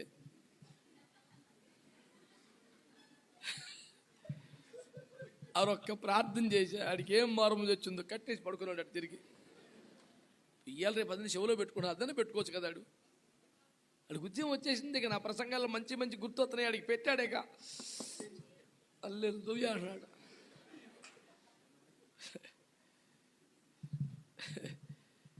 సాధారణంగా సభల్లో దొరకం కదా, వాక్యం చెప్పగానే వేరే చోట సభకి వెళ్తాం, ఆమె చెప్పగానే పోతాం. వాడు ఎన్నోసార్లు వచ్చాడంటే ఎక్కడ దొరకలేదంటే ఎదురుకుండా దొరికాను. ఇప్పుడు ఆడికి నువ్వు ఎక్కడికి వెళ్తావు అన్నాడు. హైదరాబాద్ అన్నాను. దగ్గర లెక్కేసారు 8 గంటలు నీకు ఉంది. ఇగాడు సిద్ధపడ్డాడు 8 గంటలు నన్ను సిలువేతాకి. దేవుని మహాకృప, ఆయన కనికరం బట్టి అనేక భక్తుల ప్రార్థనలు బట్టి 1 గంటలోనే ఆ సిలువ ముగించబడింది. ఇప్పటికి కానీ నీతి యావత్ ఇలాగ నెరవేర్చడం మనకు తగ్గి ఉన్నదని అటు తిరిగాం. మీ అందరికి వందనాలండి. మేము ఆయన పాదాల మీద బతుకుతున్న దుమ్ము ధూళి రేణువు లాంటి చిన్న సేవకులం. మా దగ్గర ఏ ప్రత్యేకత విశేషం లేదు.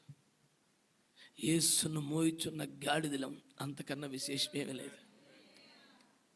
ప్రేమ అభిమానం ఉండాలి, దురభిమానం అక్కర్లేదు. మీకు దండం, మీకు దండం. తండ్రులు కావాలి. ఆమేనండి. ఏలియా ఎలాంటిదంటే తెలుసా? ఏలియా ఎలాంటిదంటే తెలుసా? నాకు నాకు నీ మీద ఉన్న ఆత్మలు 2 పాళ్ళు రావాలి అంటే, ఒరే దుర్మార్గుడా, నాకు మించిన సేవచరుల ప్రగల్భాలు పలుకుచు నా మీదనే ఎదురుచున్నావా? నువ్వు అణిచివేయబడదువుగాక, నువ్వు తగ్గించబడదువుగాక. ఎవరైనా ఆత్మీయ తండ్రి దగ్గరికి వచ్చి మీకన్నారు ఎక్కువగా నేను వాడబడాలండి, ఎవడు దాని హ్యాపీకి పోలేవాడు భూమి మీద నాకు తెలిసి. తగ్గించుకో, తప్పది. దేవుని చిత్తానికి అప్పగించుకో, నడిపింపులో ఉండో, నమ్మకంగా ఉండో, విధేయంగా ఉండో. లేని పనికి మళ్ళీ ఆశలు పడుతున్నాయే, తప్పదే. ప్రార్థన చేసుకొని హృదయం దేవుని దగ్గర సరిగా లేదో జాగ్రత్త పడో అని బెదరగొట్టుతో చేసే జనమే ఉన్నారే. మనస్ఫూర్తిగా అభిషేకిస్తున్నాడు. నా కొడుకు నాకంటే 2 వాడబడాలి. తండ్రులు కావాలి సార్. ఈ సందర్భంగా ఎలిజబెత్ అమ్మని మర్చిపోలేను నేను. ఎలిజబెత్ అమ్మ పాస్టర్ అమ్మ మరియమ్మ, ఆమె సంఘంలోని విశ్వాసి. ఇప్పుడు పాస్టర్ అమ్మ కడుపులోకేమో సేవకుడు వచ్చాడు, విశ్వాస కడుపులోకి రక్షకుడు దేవుడు వచ్చాడు. ప్రభు, నేను దీన్ని తీవ్రంగా ఖండిస్తున్నాను. తలెత్తుకోగలనా? ఇదంతా అవమానం ప్రభు. నా కడుపులో సేవకుడా, ఆమె కడుపులో రక్షకుడా. రేపొద్దున జనం నవ్వుతారు, అయ్యో ఇది అసలు లొట్టు మీదకి వెళ్తే అవమానకరంగా ఉంటుంది. ఇప్పుడే నువ్వేదైనా చేయగలవు, ఏదైనా మార్చగలవు. ఇడిటు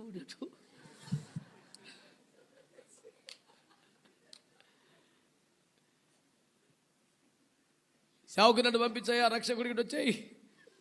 ప్రత్యేక బాధ ఇక్కడ. సేవకులు పోయిండి మేమేమో, వాళ్ళకి తండ్రులు పోయిండి తల్లులు పోయింది మేమేమో సేవకుని. కానీ విశ్వాసులు వచ్చి రక్షకుడిని దేవునికి అంటే అసలు పరువు ఏమైనా ఉండిద్దా? నువ్వు అటు చేయబాకు, నీ దండం పెడతానయ్యా. నువ్వు ఎంతకాలం ఆయుష్య నమ్మకంగా సేవ చేశాను, ఇప్పుడు ఈ చివరిలో ఇట్లాంటి దెబ్బ పెట్టబాకు, నీ దండం పెడతాను. ఇప్పుడే రక్షకుడిటు. వాస్తవం కదా, చెప్పండి మీరు ఆ మాట. ఏంది బిడ్డ ఇలా వచ్చావు అని అడిగింది. సెలవులో వెకేషన్కి వెళ్ళిందిగా. ఏంది బిడ్డ ఇటు వచ్చావు అని అడిగితే, అమ్మగారు మరి అనే లోపే కడుపులో యోహాను డ్యాన్స్ మొదలెట్టాడు. అమ్మో పాస్టర్ అమ్మ, నీ కడుపులో అట్టెగురుతున్నాడు ఏంది అని అంటే, బిడ్డ నీ కడుపులో ఉన్న రక్షకుని చూసే నా కడుపులోని సేవకుడు సంతోషపడుతున్నాడు. హల్లెలూయా, హల్లెలూయా. నీవు స్త్రీలలో ధన్యురాలు బిడ్డ. ఏమంటే ఆవిడ చూస్తా, అమ్మో అమ్మో అమ్మో ఏంటి ఇటు వచ్చా? సెలవులో కూడా మా పేనం తెస్తావా? అపాయింట్మెంట్ ఉందా? ఫోన్ చేసా ఎల్లో అనలా. అమ్మో అమ్మో, నా రక్షకుని తల్లి నా వద్దకు వచ్చుడు నాకు ఎలాగో ప్రాప్తించను. నా దేవునికే తల్లిగా ఉన్న మహాభక్తురాలు నా ఇంటికి నాకు అదృష్టమని పాస్టర్ అమ్మ విశ్వాసం ఉద్దేశించి అంటుందండి. నీకింత కృప దొరికిందని నా ప్రార్థన వల్ల రెచ్చిపోకు. కూర్చో. Set down from the chair to the floor. యో ఫెలో, నీకింత భాగ్యం వచ్చిందని నేను నా అభిషేకం కూర్చో అనలేదుగా. మా బిడ్డలు మాకంటే పైన ఉండాలని కోరుకున్నారు. నేను ఏడిచేది అదే, తండ్రులు కావాలి. 2వ కొరింథీ పత్రిక 12వ అధ్యాయం 14 పౌలు గారు అంటాడు, పిల్లలు తండ్రుల కొరకు కాదు, తండ్రులే పిల్లల కొరకు ఆస్తులు సమకూర్చవలను కదా. ఏం పెద్ద మనిషి అండి బాబు, ఏం పెద్ద మనిషి అండి బాబు.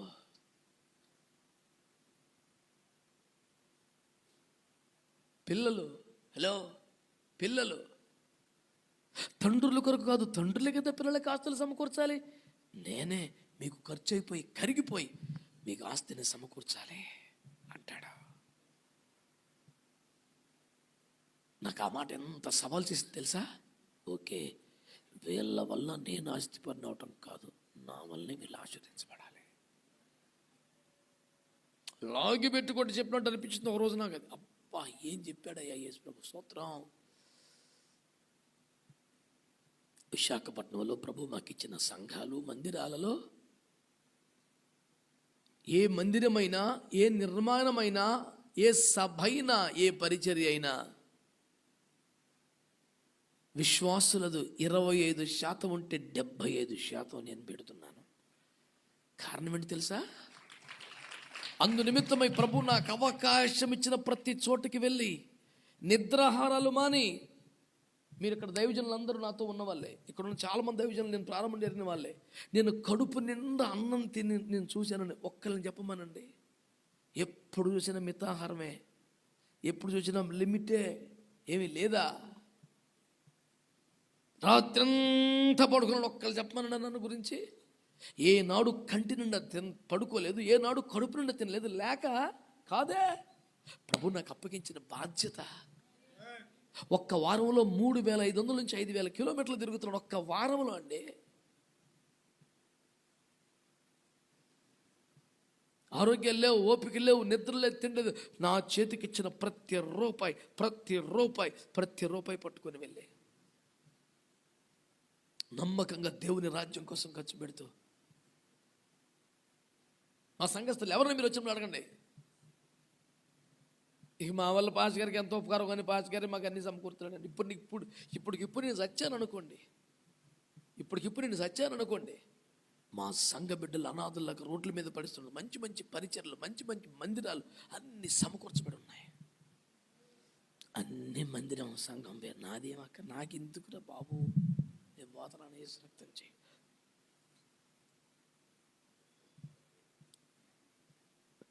నేనంటున్నాను, మంచి ప్రసంగికులకైతే ఇంటర్నెట్లో బోర్డు దొరుకుతాయి ఆ వాక్యాలు. మన బిడ్డలకు మంచి తండ్రులు కావాలి. ఆమేన్. సరే, రెండో బ్యాచ్ ఏంటి? మంచి పిల్లలు కావాలి. ఆమేన్. ఇంతవరకు సేవకులు ఎట్లుండాలి? అది బాగా చెప్పు అటు చెప్పు, అది ఎయ్, అది తగలని, ఆమేన్ అన్నావుగా. ఇప్పుడు మరిది, ఇప్పుడు సైలెంట్గా ఉన్నావు అనుకో, యేసు రక్తమే స్తోత్రం చెప్పరే. అవునా కాదా? మంచి తండ్రులు ఉండాలి, మంచి పిల్లలు కూడా. తిమోతిని గురించి మాట్లాడుతూ ఫిలిప్పీయులకు రాస్తున్న పౌలయ్య గారు అంటాడు, మీరు అతని యోగ్యతని ఎరుగుదురు కదా. ఆమేనండి. యోగ్యులైన కుమారులు, మీరు అతని యోగ్యతని ఎరుగుదురు కదా. యోగ్యులైన పిల్లలు కావాలట ప్రియులారా. ఈ మాటలు వినండి. బైబిల్ గ్రంథంలో ఒక వ్యక్తి ఉన్నాడు. పాత నిబంధన కాలంలోనే అసలు ఇంకా ఇదే ధర్మశాస్త్రము నిబంధన కూడా పరిచయం చేయబడకముందే అత్యంత పరిశుద్ధుడిగా, క్రమశిక్షణ గలవాడుగా, ఏకపత్ని వృతుడిగా అతడు సాక్ష్యం పొందాడు. ఇంకో కాసేపటికో కూసేపటికో తనకు పెళ్ళి భార్య తన జీవితంలో అడుగు పెట్టబోతుందంటే ఆ టైంలో అద్దం ముందో, బ్యూటీ పార్లర్లోనో, మేకప్ కిట్తోనో లేడు. అతడు పొలములో ప్రార్థన చేస్తూ గడిపాడు. ఆమేన్. తన బలిపీఠానికి తానే రాళ్ళు పేర్చుకున్న సమర్పణ కలిగిన వాడు. ఆమేన్. ఇలాంటి వ్యక్తి దేవుని బిడ్డలారా అనేకులకు ఆశీర్వాదకరుడు తన తండ్రి. అబ్రహాం చనిపోయాడు. చుట్టుపక్కల ఉన్న ఫిలిష్తీయులు ఏం చేశారు తెలిసిన? పెద్ద ఆయన చచ్చిపోయాడు, కింగులు అంటాడు చచ్చిపోయాడు, రాజులే వణికి చచ్చిపోయాడు, పిల్లగాడు వీడికి ఏం తెలుసు, ఇదే మనకు అనుకో అద్దునని చెప్పి ఆ ఫిలిష్తీయులు చెప్పండి అబ్రహాము త్రవ్వించిన బావులన్నీ పూర్తి చేశాడు. అప్పుడు ఏం జరిగింది? ఆదికాండం 28:18.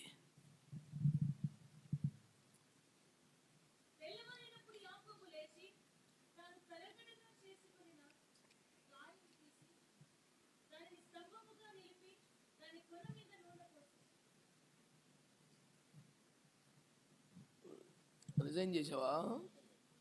మరి డ్యూటీ ఎక్కువ. 26:18. అప్పుడు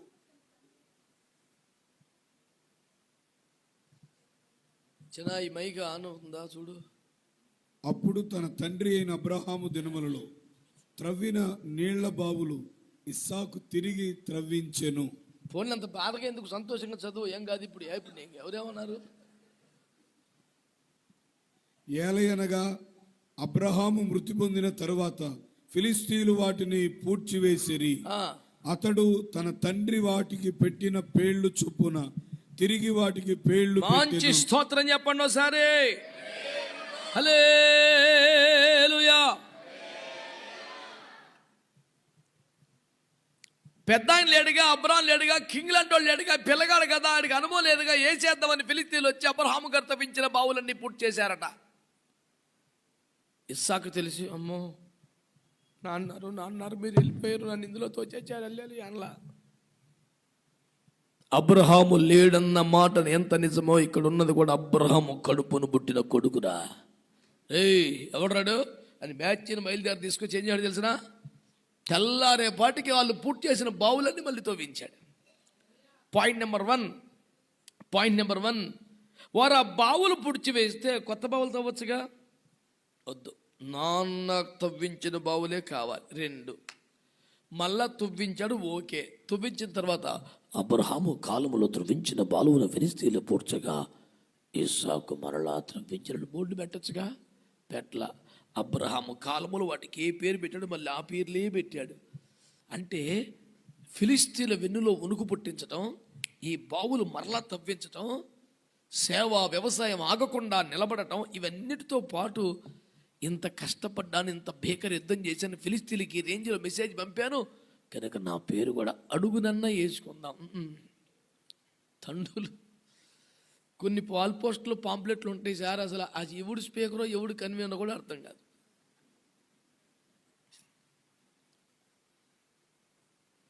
మనం అన్ని దాన్ని జూమ్ చేసుకొని చదవాలి. ఇందులో స్పీకర్ ఎవడు, ఇందులో కన్వీనర్ ఎవడు. పౌలు ముఖ్య ప్రసంగి అయినందున అంటాడు కదా, అట్టండి ఏం లేవు. అమ్మమ్మమ్మ తలుకులు పెలుకులు పోజులు మండిపోను. ఓ పద్ధతికి ఇది కన్వీనరు, ఇది స్పీకరు, ఇది గెస్ట్, ఈడే సెంటర్ ఆఫ్ అట్రాక్షన్. ఎందుకని అది ఇస్సాకు కాదు కాబట్టి. ఇస్సాకు అయితే ఎలా ఉంటుంది తెలుసా, నాకెందుకండి పేరు, నాన్నగారి పేరుంటే చాలు, నాన్నగారి పేరుంటే చాలు. కష్టపడుతున్నాడు, ప్రాణాలకు తెగించి పోరాడుతున్నాడు, తెల్లారేసరికి మళ్ళీ బావులన్నీ మళ్ళీ తవ్విస్తున్నాడు. కానీ ఇస్సాకు మరలా తవ్వించను అనే పదం కూడా అక్కర్లేదు. అబ్రహాము ఏ పేర్లు పెట్టాను అదే పేరు. నాన్నగారి పేరు నిలబడాలి, నాన్నగారి కష్టం నిలబడాలి, నాన్నగారి సేవ నిలబడాలి, నాన్నగారి ప్రయాస నిలబడాలి, నాన్నగారి పేరు ఉండాలి.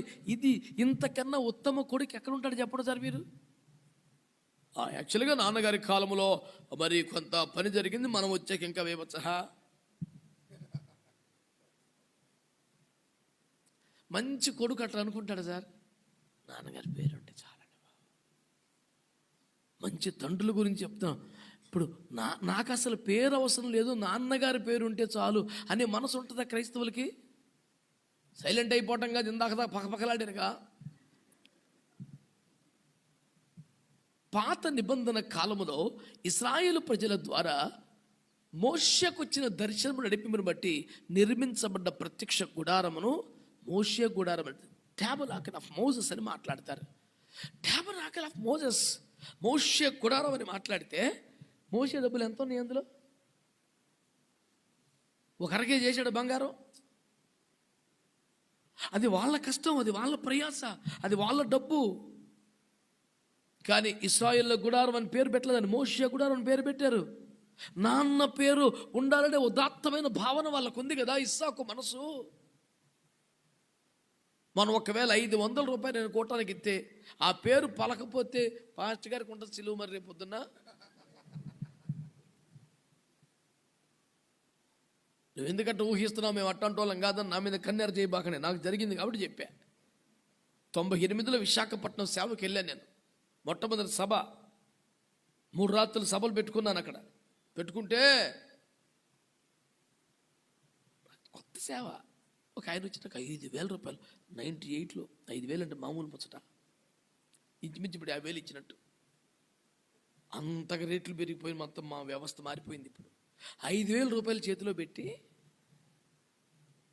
ఎవరండి మీరేంటండి మా ప్రాంతానికి వచ్చి ఇంతమందికి ఆశీర్వాదకరంగా ఇంత అద్భుతమైన పరిచయం మీరు చేస్తున్నారు, ఈ సభల ఖర్చుల కోసం నేను వాడండి. సభల తొలి రాత్రి ఇంకా ప్రారంభ ప్రార్థనలు అన్ని సెట్టింగ్లు చేసి గ్రౌండ్లో తిరుగుతున్నా. ఎట్టుంది సౌండ్, పెట్టో అని వెంటనే గ్రౌండ్లో తిరుగుతాయి. ఈలోపు వచ్చి నాకు 5,000 ఇచ్చేళ్ళాడు ఆయన. దేవుడు ఎంతకు ఇంకా మొదలవ క్రితమే 5,000 రూపాయలు ఇచ్చాడు. దేవుని కృప ఈ సభ మీద ఉంది, దేవుని ఆమోదం ఉంది అని రబ్బర్ బ్యాండ్ పెట్టి అట్టకే జోబులో పెట్టుకున్నాను. 3 రూపాయలు వడ్డీకి 70,000 తెచ్చుకోవటం పెట్టా. తెలియక, వాక్యం తెలియక, అనుభవం లేక, అప్పు చేయకూడదని జ్ఞానం తెలియక, దేవుని చిత్తం కాదని తెలియక, ప్రభు నన్ను గోపులు వాయించినట్టుగా నీ విశ్వాసులకేమో విశ్వాసం బోధించిన ఒప్పు చేస్తూ నువ్వేం పాస్టర్ని చెడమని తిట్టాడు యేసు ప్రభు నన్ను. ఇక మానేశా. దేవుని స్తోత్రం. బిడ్డలకేమో విశ్వాసం బోధించి నేనేమో అప్పులు చేస్తే ఈడేం విశ్వాసి. మామూలుగా వాయిపోయగలదు యేసు ప్రభు. నాకు దెబ్బకు మారుమంది వచ్చింది. సర్లే ఇక చేయను అన్నాను. ఆ అజ్ఞాన కాలం అటు చేస్తే బాగా జరిగింది. మొదటి రాత్రి, 2 రాత్రి, 3 రాత్రులు వచ్చాడు. పాష గారు చాలా సంతోషం అని, గారు అండి మీరు అని మాట్లాడిన పెద్ద మనిషి 3 రాత్రి నీకు అసలు బుద్ధి ఉందా అన్నాడు. అమ్మ ఏమైంది సార్ అంటే, ఏం మాట్లాడుతున్నాను, ఇంకేం మాట్లాడలేదుగా, నీకు 5,000 రూపాయలు ఇచ్చాను నేను. అవును సార్, కనీసం ఒక పాటనిచ్చావు నాకు. ఓ స్టేజ్ ఎక్కెత్తన పద్దాక నీకెవరు సహకరించాలి, నీకు అసలు ఈ రోజు ఈ ఇయర్ ఎవడన్నా 5,000 రూపాయలు ఇచ్చాడా, నువ్వు గుర్తుపెట్టుకోవద్దా, కనీసం ఓ పాట ఇవ్వాలి కదా నువ్వు. అంత విర్రవెక్కకూడదు, అంత ఒంటెత్తుపోకుండా ఉండకూడదు. కలబడిపోతున్నాడు మనిషి. AK-47 దడ్ కలిసి పారేస్తున్నాడు నన్ను. అలా కాదండి, మళ్ళీ మాట్లాడతావు కాదు. అసలు ఆడు పాడతాడని నాకు తెలుసా, అసలు పాడగలిగే కృప ఉందా నాకు తెలుసా, పాడతాడని ఆసక్తి ఉంది నాకు తెలుసా. ఒక మాట నాకు పాట ఇవ్వ అనవచ్చు కదా, నాకు ఎట్టకాల వస్తుందిరా. నాకు అసలు అంత ప్రత్యక్షుడు మీద దుర్మార్గుడు అప్పుడే ప్రత్యక్షమయ్యేదిగా. నాకేమి లేక కదా నువ్వు ఇచ్చిన అర్పణ తీసుకున్నాను, బుద్ధి లేక. 10 నిమిషాలు నాన్ స్టాప్గా తిట్టాడు. జోబులో చేపెడితే 5,000 రూపాయలు రబ్బర్ బండ్ పెట్టిన కట్టగా ఉంది. తీసుకుని అయ్యా తీసుకోండి సార్ అంటే, ఏమనుకుంటాను సార్, మీరు ఏమన్నా అనుకోండి సార్, నాకు డబ్బులు వద్దు, మీరు 5,000 ఇచ్చి ఇన్ని కంపు తిట్లు తిట్టారు, నాకు వద్దు బాబు అని చెప్పి అన్నాను. ఆ రోషానికి ఏం తక్కువ లేదు మళ్ళీ అన్నాను. రోషమా పాడా భయం వేస్తుంది అసలు. 22 సంవత్సరాలు సార్ నాకు. వాళ్ళు పెద్ద పెద్ద వాళ్ళు సార్. కొత్తగా సేవకు వచ్చానండి. నాకు ఏం రోషమో పోడా, అమ్మ ఎటు తిడుతున్నాడు బాబు, నాకు భయం వేసి. నాకు తెలియదు సార్ మీకు పాట ఇవ్వాలని, మీరు పాడతారని అసలు ఎన్ని సిస్టమే తెలియదు నాకు వద్దు సార్. ఎట్టక టప్పుల పాలు ఆల్రెడీ 3 రూపాయలకి 70,000 తెచ్చాను, నాకు వద్దు. ఇచ్చేస్తే తీసుకొని వెళ్ళిపోయాడు మనిషి. ఆ రోజు నాకు గొప్ప విడుదల కలిగింది. ఇప్పుడు ఏం చెప్పాలా, పలాని సహోదరుడు మరి ప్రభు సేవను ప్రేమించి మరి 5,000 రూపాయలు ఇచ్చిన ప్రభు వారిని వారి కుటుంబమును ఆశీర్వదించునుగాక, వారి బిళ్ళ దీవించునుగాక, అష్టైశ్వర్యాలు బాగా భాగ్యములు వచ్చునుగాక. నేను చదువుతా ఉంటాడు, అమ్మే ఐ రిసీవ్ అంటాడు కూర్చొని. ఏం సార్ ఇదంతా?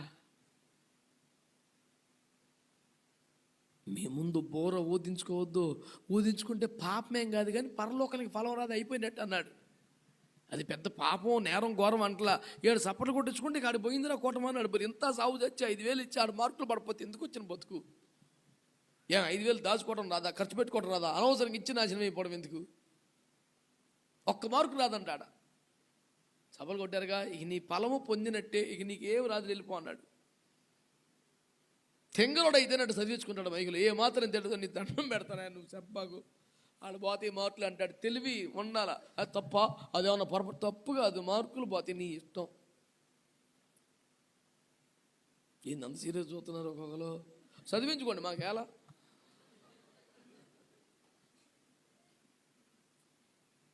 అబ్రాం గారు 5,000, ఇసాక్ గారు 10,000, యాకోబు గారు 20,000 పిన్ రాసుకోండి.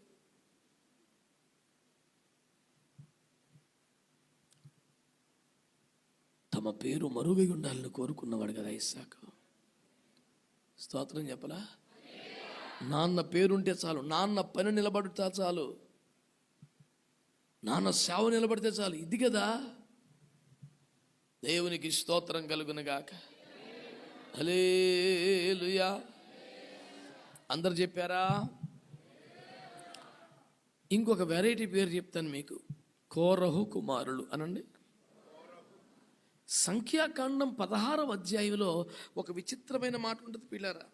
23-24 వచనాల్లో దేవుడు అంటాడు మోషే ద్వారా, మీరందరూ ఈ కోరకు దాతాను అబీరాముల గుడారముల వద్ద నుండి పక్కకు తొలగిపోవడే. వాళ్ళందరి మీదకి దేవుని తీర్పు కొద్ది మీరు పారిపోంటారా దూరం అంటే అందరు పారిపోయారంట. వాళ్ళ 3 కుటుంబాలే మొత్తం, వారు, వారి కుమారులు, వారి భార్యలు, పిల్లలు, వారికి వెళ్ళిన సమస్తము నాశనం అయిపోయినని రాశాడు అక్కడ 32-33 వచనాల్లో. ఇప్పుడు నన్ను చూడండి. హలో, వారు, వారి కుమారులు, వారికి కలిగిన సమస్తం నాశనం అయిపోయిందంటే మరి కీర్తనలన్నింటిలో కనబడే కుమారులు ఎక్కడ వచ్చారు? 42, 43, 80, 84 వీళ్ళందరూ ఏది? ఈ కుమారులు ఎక్కడ నుండి వచ్చారు అంటే అర్థం ఏంటి తెలుసా?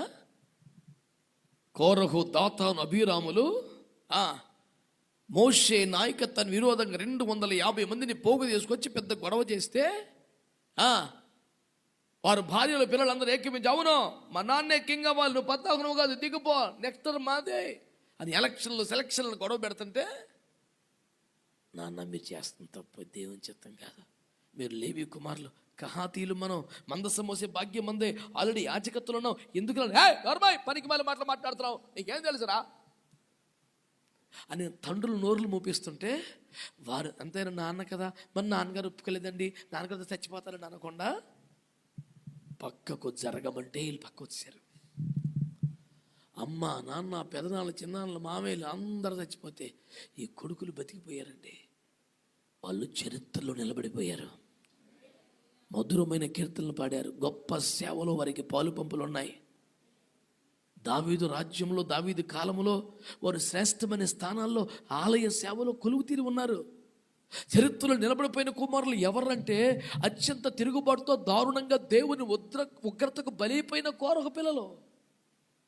మా నాన్న తండ్రులను ప్రేమించాలి, తల్లిదండ్రులు గౌరవించాలి, కానీ అదే తల్లిదండ్రులు దేవుని చిత్తానికి వ్యతిరేకంగా వెళితే గుడ్డికి వెళ్ళిపోవడమేనా?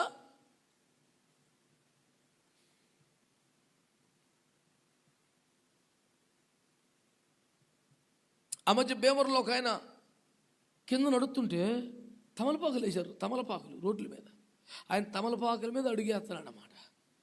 దాటిపోగానే ఆకులు తీసి తినేస్తున్నాడు ఒకడు. గొప్ప స్వస్థతల అభిషేకం వస్తే ఇది ఏందిరా?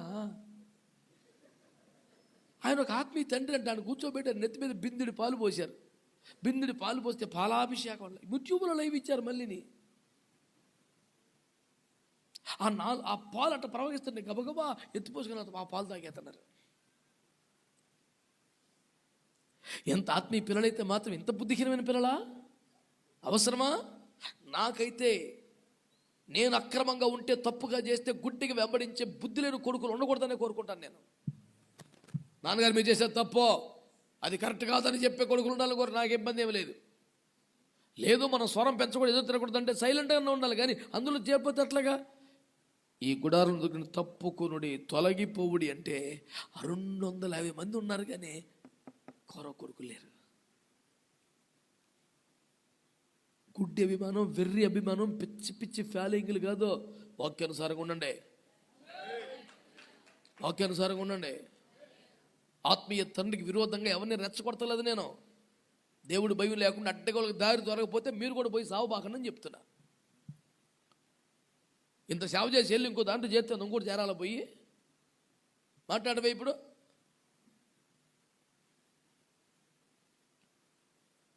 తిమోతి గురించి చూద్దామా? ఒక్క మాటతో మనం ముగిద్దాం. 2వ తిమోతి 2:19 నుండి చదవండి.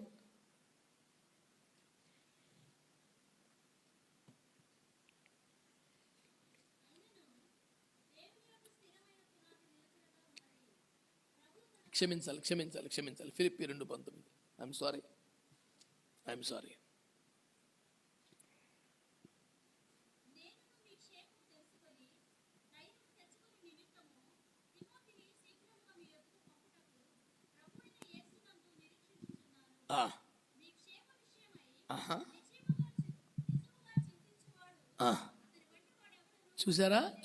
చూసారా?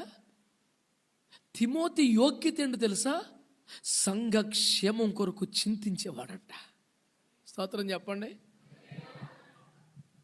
సంఘానికి వచ్చే ఆత్మీయ బిడ్డల లక్షణం ఎలా ఉండాలి తెలుసా?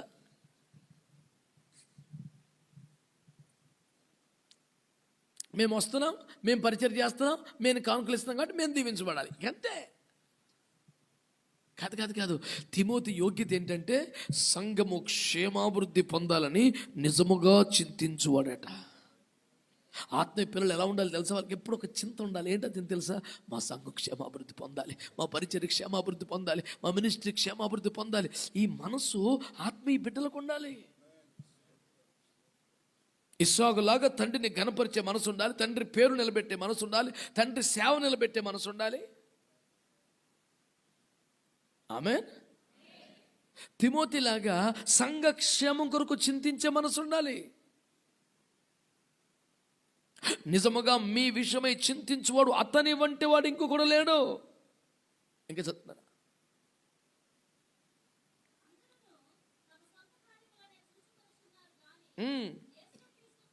పనుందండి, డ్యూటీ అండి, ఫ్యామిలీ అండి, చుట్టాలండి, పిల్లలండి, అందరూ సొంత కార్యాలే.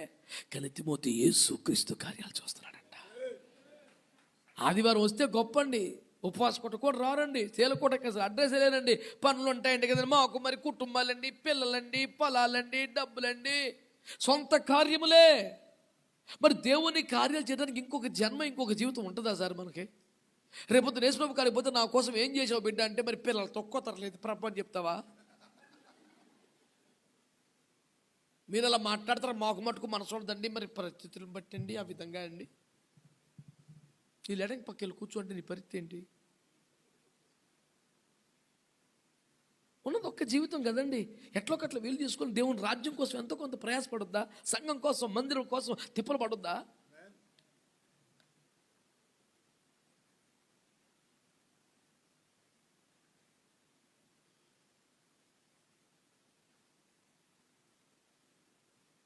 ఈ దినాన దేవుని సేవకుడిగా మీకు మనవి చేస్తున్నాను. అతని గురించి 2 మాటలు. 1, సంఘం క్షేమం కొరకు చింతిస్తాడు. 2, ప్రభు కార్యాల కొరకు సమయాన్ని వేస్తూ కష్టపడతాడు. 3వది, తండ్రికి కుమారుడు ఎలాగో సేవలు చేస్తాడో అతడు అలా చేశాడు. అంటే వచ్చి వెళ్ళిపోవటం, ప్రైజులాడు, వందనాలు, ఈ దులుపుకెళ్ళిపోవటం కాదు. ఒక కుమారుడు తండ్రికి ఎలాగ ఇంట్లో నాన్న ఎలా చూసుకుంటాడో పాస్టర్ గారిని కన్న తండ్రిలాగా చూసుకున్నాడంట. మేము విశ్వాసం, పాస్టర్ గారు నువ్వు చెప్పాలి, మేము వినాలి, ఆమెనంటే అందరం ఒకటే, మాట్లాడబాక. తండ్రిలా చూసుకున్నాడంట. ఆమె ఆమె మంచి బిడ్డలు ఉండాలి. ఎలీషా అడుగుతాడు, నాన్న నీకేం కావాలరా అంటే, ఎలీషా అంటాడు, నాకు 2 బ్రాంచీలు వచ్చుగా, కట్టుకుంటానుగా, చూసుకుంటానుగా, ఎంతో కొంత డిపాజిట్ చేస్తే సేవలు రేపు సందాలు రాని కాలంలో వాడుకుంటాంగా, నీ దగ్గర ఎంతకాలం ఉందక నాకు ఒక చైన్ మెల్ల వేసుకుంటా, చైను ఏదో ఒకటి అట్లా ఉట్టి చేతులతో పంపుతా. ఉట్టి చేతులతో పంపడానికి ఇన్ని సంవత్సరాలు తిన్నావు కదరా. ఇన్ని సంవత్సరాలు తిన్నామని ఉండదు, ఇన్ని సంవత్సరాలు చేసావు. ఎందుకు చేసావు? ఎవడి కోసం చేసావు? అసలు నువ్వు చేత్తాకు వచ్చావా? నీ వల్ల నాకు ఖర్చా, నా వల్ల నీకు ఖర్చా? ఏం ఉండదు. ఉన్నారు భూమి మీద. ఎలీషా నాకు అది కావాలి, ఇది కావాలి, ఆ బ్రాంచ్ ఇవ్వు, కొంచెం గట్టిగా ఉన్న జనం. ఏమన్నాడు తెలుసా? నీ ఆత్మ కావాలయ్యా, నీ ఆత్మే కావాలి. మనకు అసలు ఆత్మీయ తండ్రులు ఆత్మ వద్దు. మనకి ఎవడో ఉంటాడు ఫేస్బుక్లో ఒకడో, రహస్యంగా అడిగి పెడతావు request, please accept my friend request.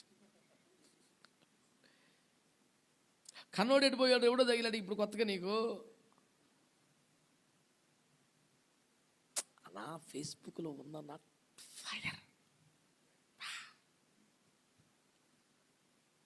ఇప్పుడు అన్నాను, ఆ ఫైర్కి ఏమన్నా నువ్వు సేవకుడు అయ్యావంటే, అటు కాదులే మాయ గారు. మరి ఏంది? నువ్వు ఎక్కడో మనిషిని దైవజనుడిగా చేసినోడు ఫైర్ ఏమో ఎప్పుడో పోయిందా, ఇప్పుడు కొత్త పేరు తగులుకుంది నీకు. పిచ్చి పనులు చేయబాకండి.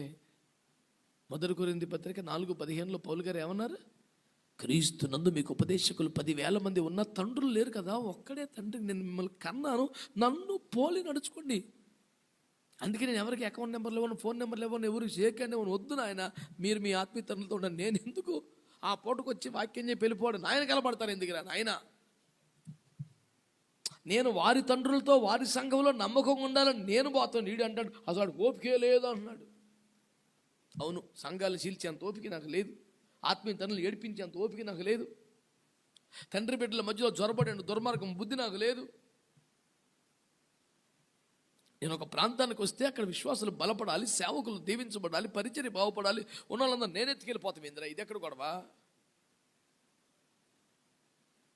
ఈ మొత్తం సంభాషణలో ఏమి తేలుతోంది? మంచి క్రైస్తవులు, మంచి స్పీకర్లు వద్దు, మంచి బిలీవర్స్, మంచి పాస్టర్లు కాదు, మంచి తండ్రులు, మంచి పిల్లలు కావాలి. మేమందరం మంచి తండ్రులు అవ్వాలి, మీరంతా మంచి బిడ్డలు అవ్వాలి. గొప్ప ఉజ్జీవాన్ని మన తరంలో చూస్తాం. ఆమేన్. మంచి స్పీకర్లను కలిసి పరిగెత్తకండి, మంచి తండ్రులను కలిగి ఉండండి. మంచి పోస్టులు పదవులు ఎలగబెట్టే విశ్వాసులుగా ఉండకండి, మంచి పిల్లలుగా ఉండండి. ఇస్సాకుల్లాగా ఉండండి, ఎలీషాల్లాగా ఉండండి, తిమోతిలాగా ఉండండి, నమ్మకం బిడ్డలుగా ఉండండి. మంచి తండ్రులు, మంచి బిడ్డలు ఒక మంచి ఉద్యమానికి కారకులు అవుతారు. ఈ సంఘ ఉజ్జీవ కూడిక ద్వారా మన ప్రాంతములో, మన దినములలో గొప్ప ఉజ్జీవము వచ్చున్నట్లుగా మనందరం మంచి తండ్రులు అవుదాం, మంచి పిల్లలు అవుదాం. ఆ కృప దేవుడు మనందరికీ అనుగ్రహించునుగాక.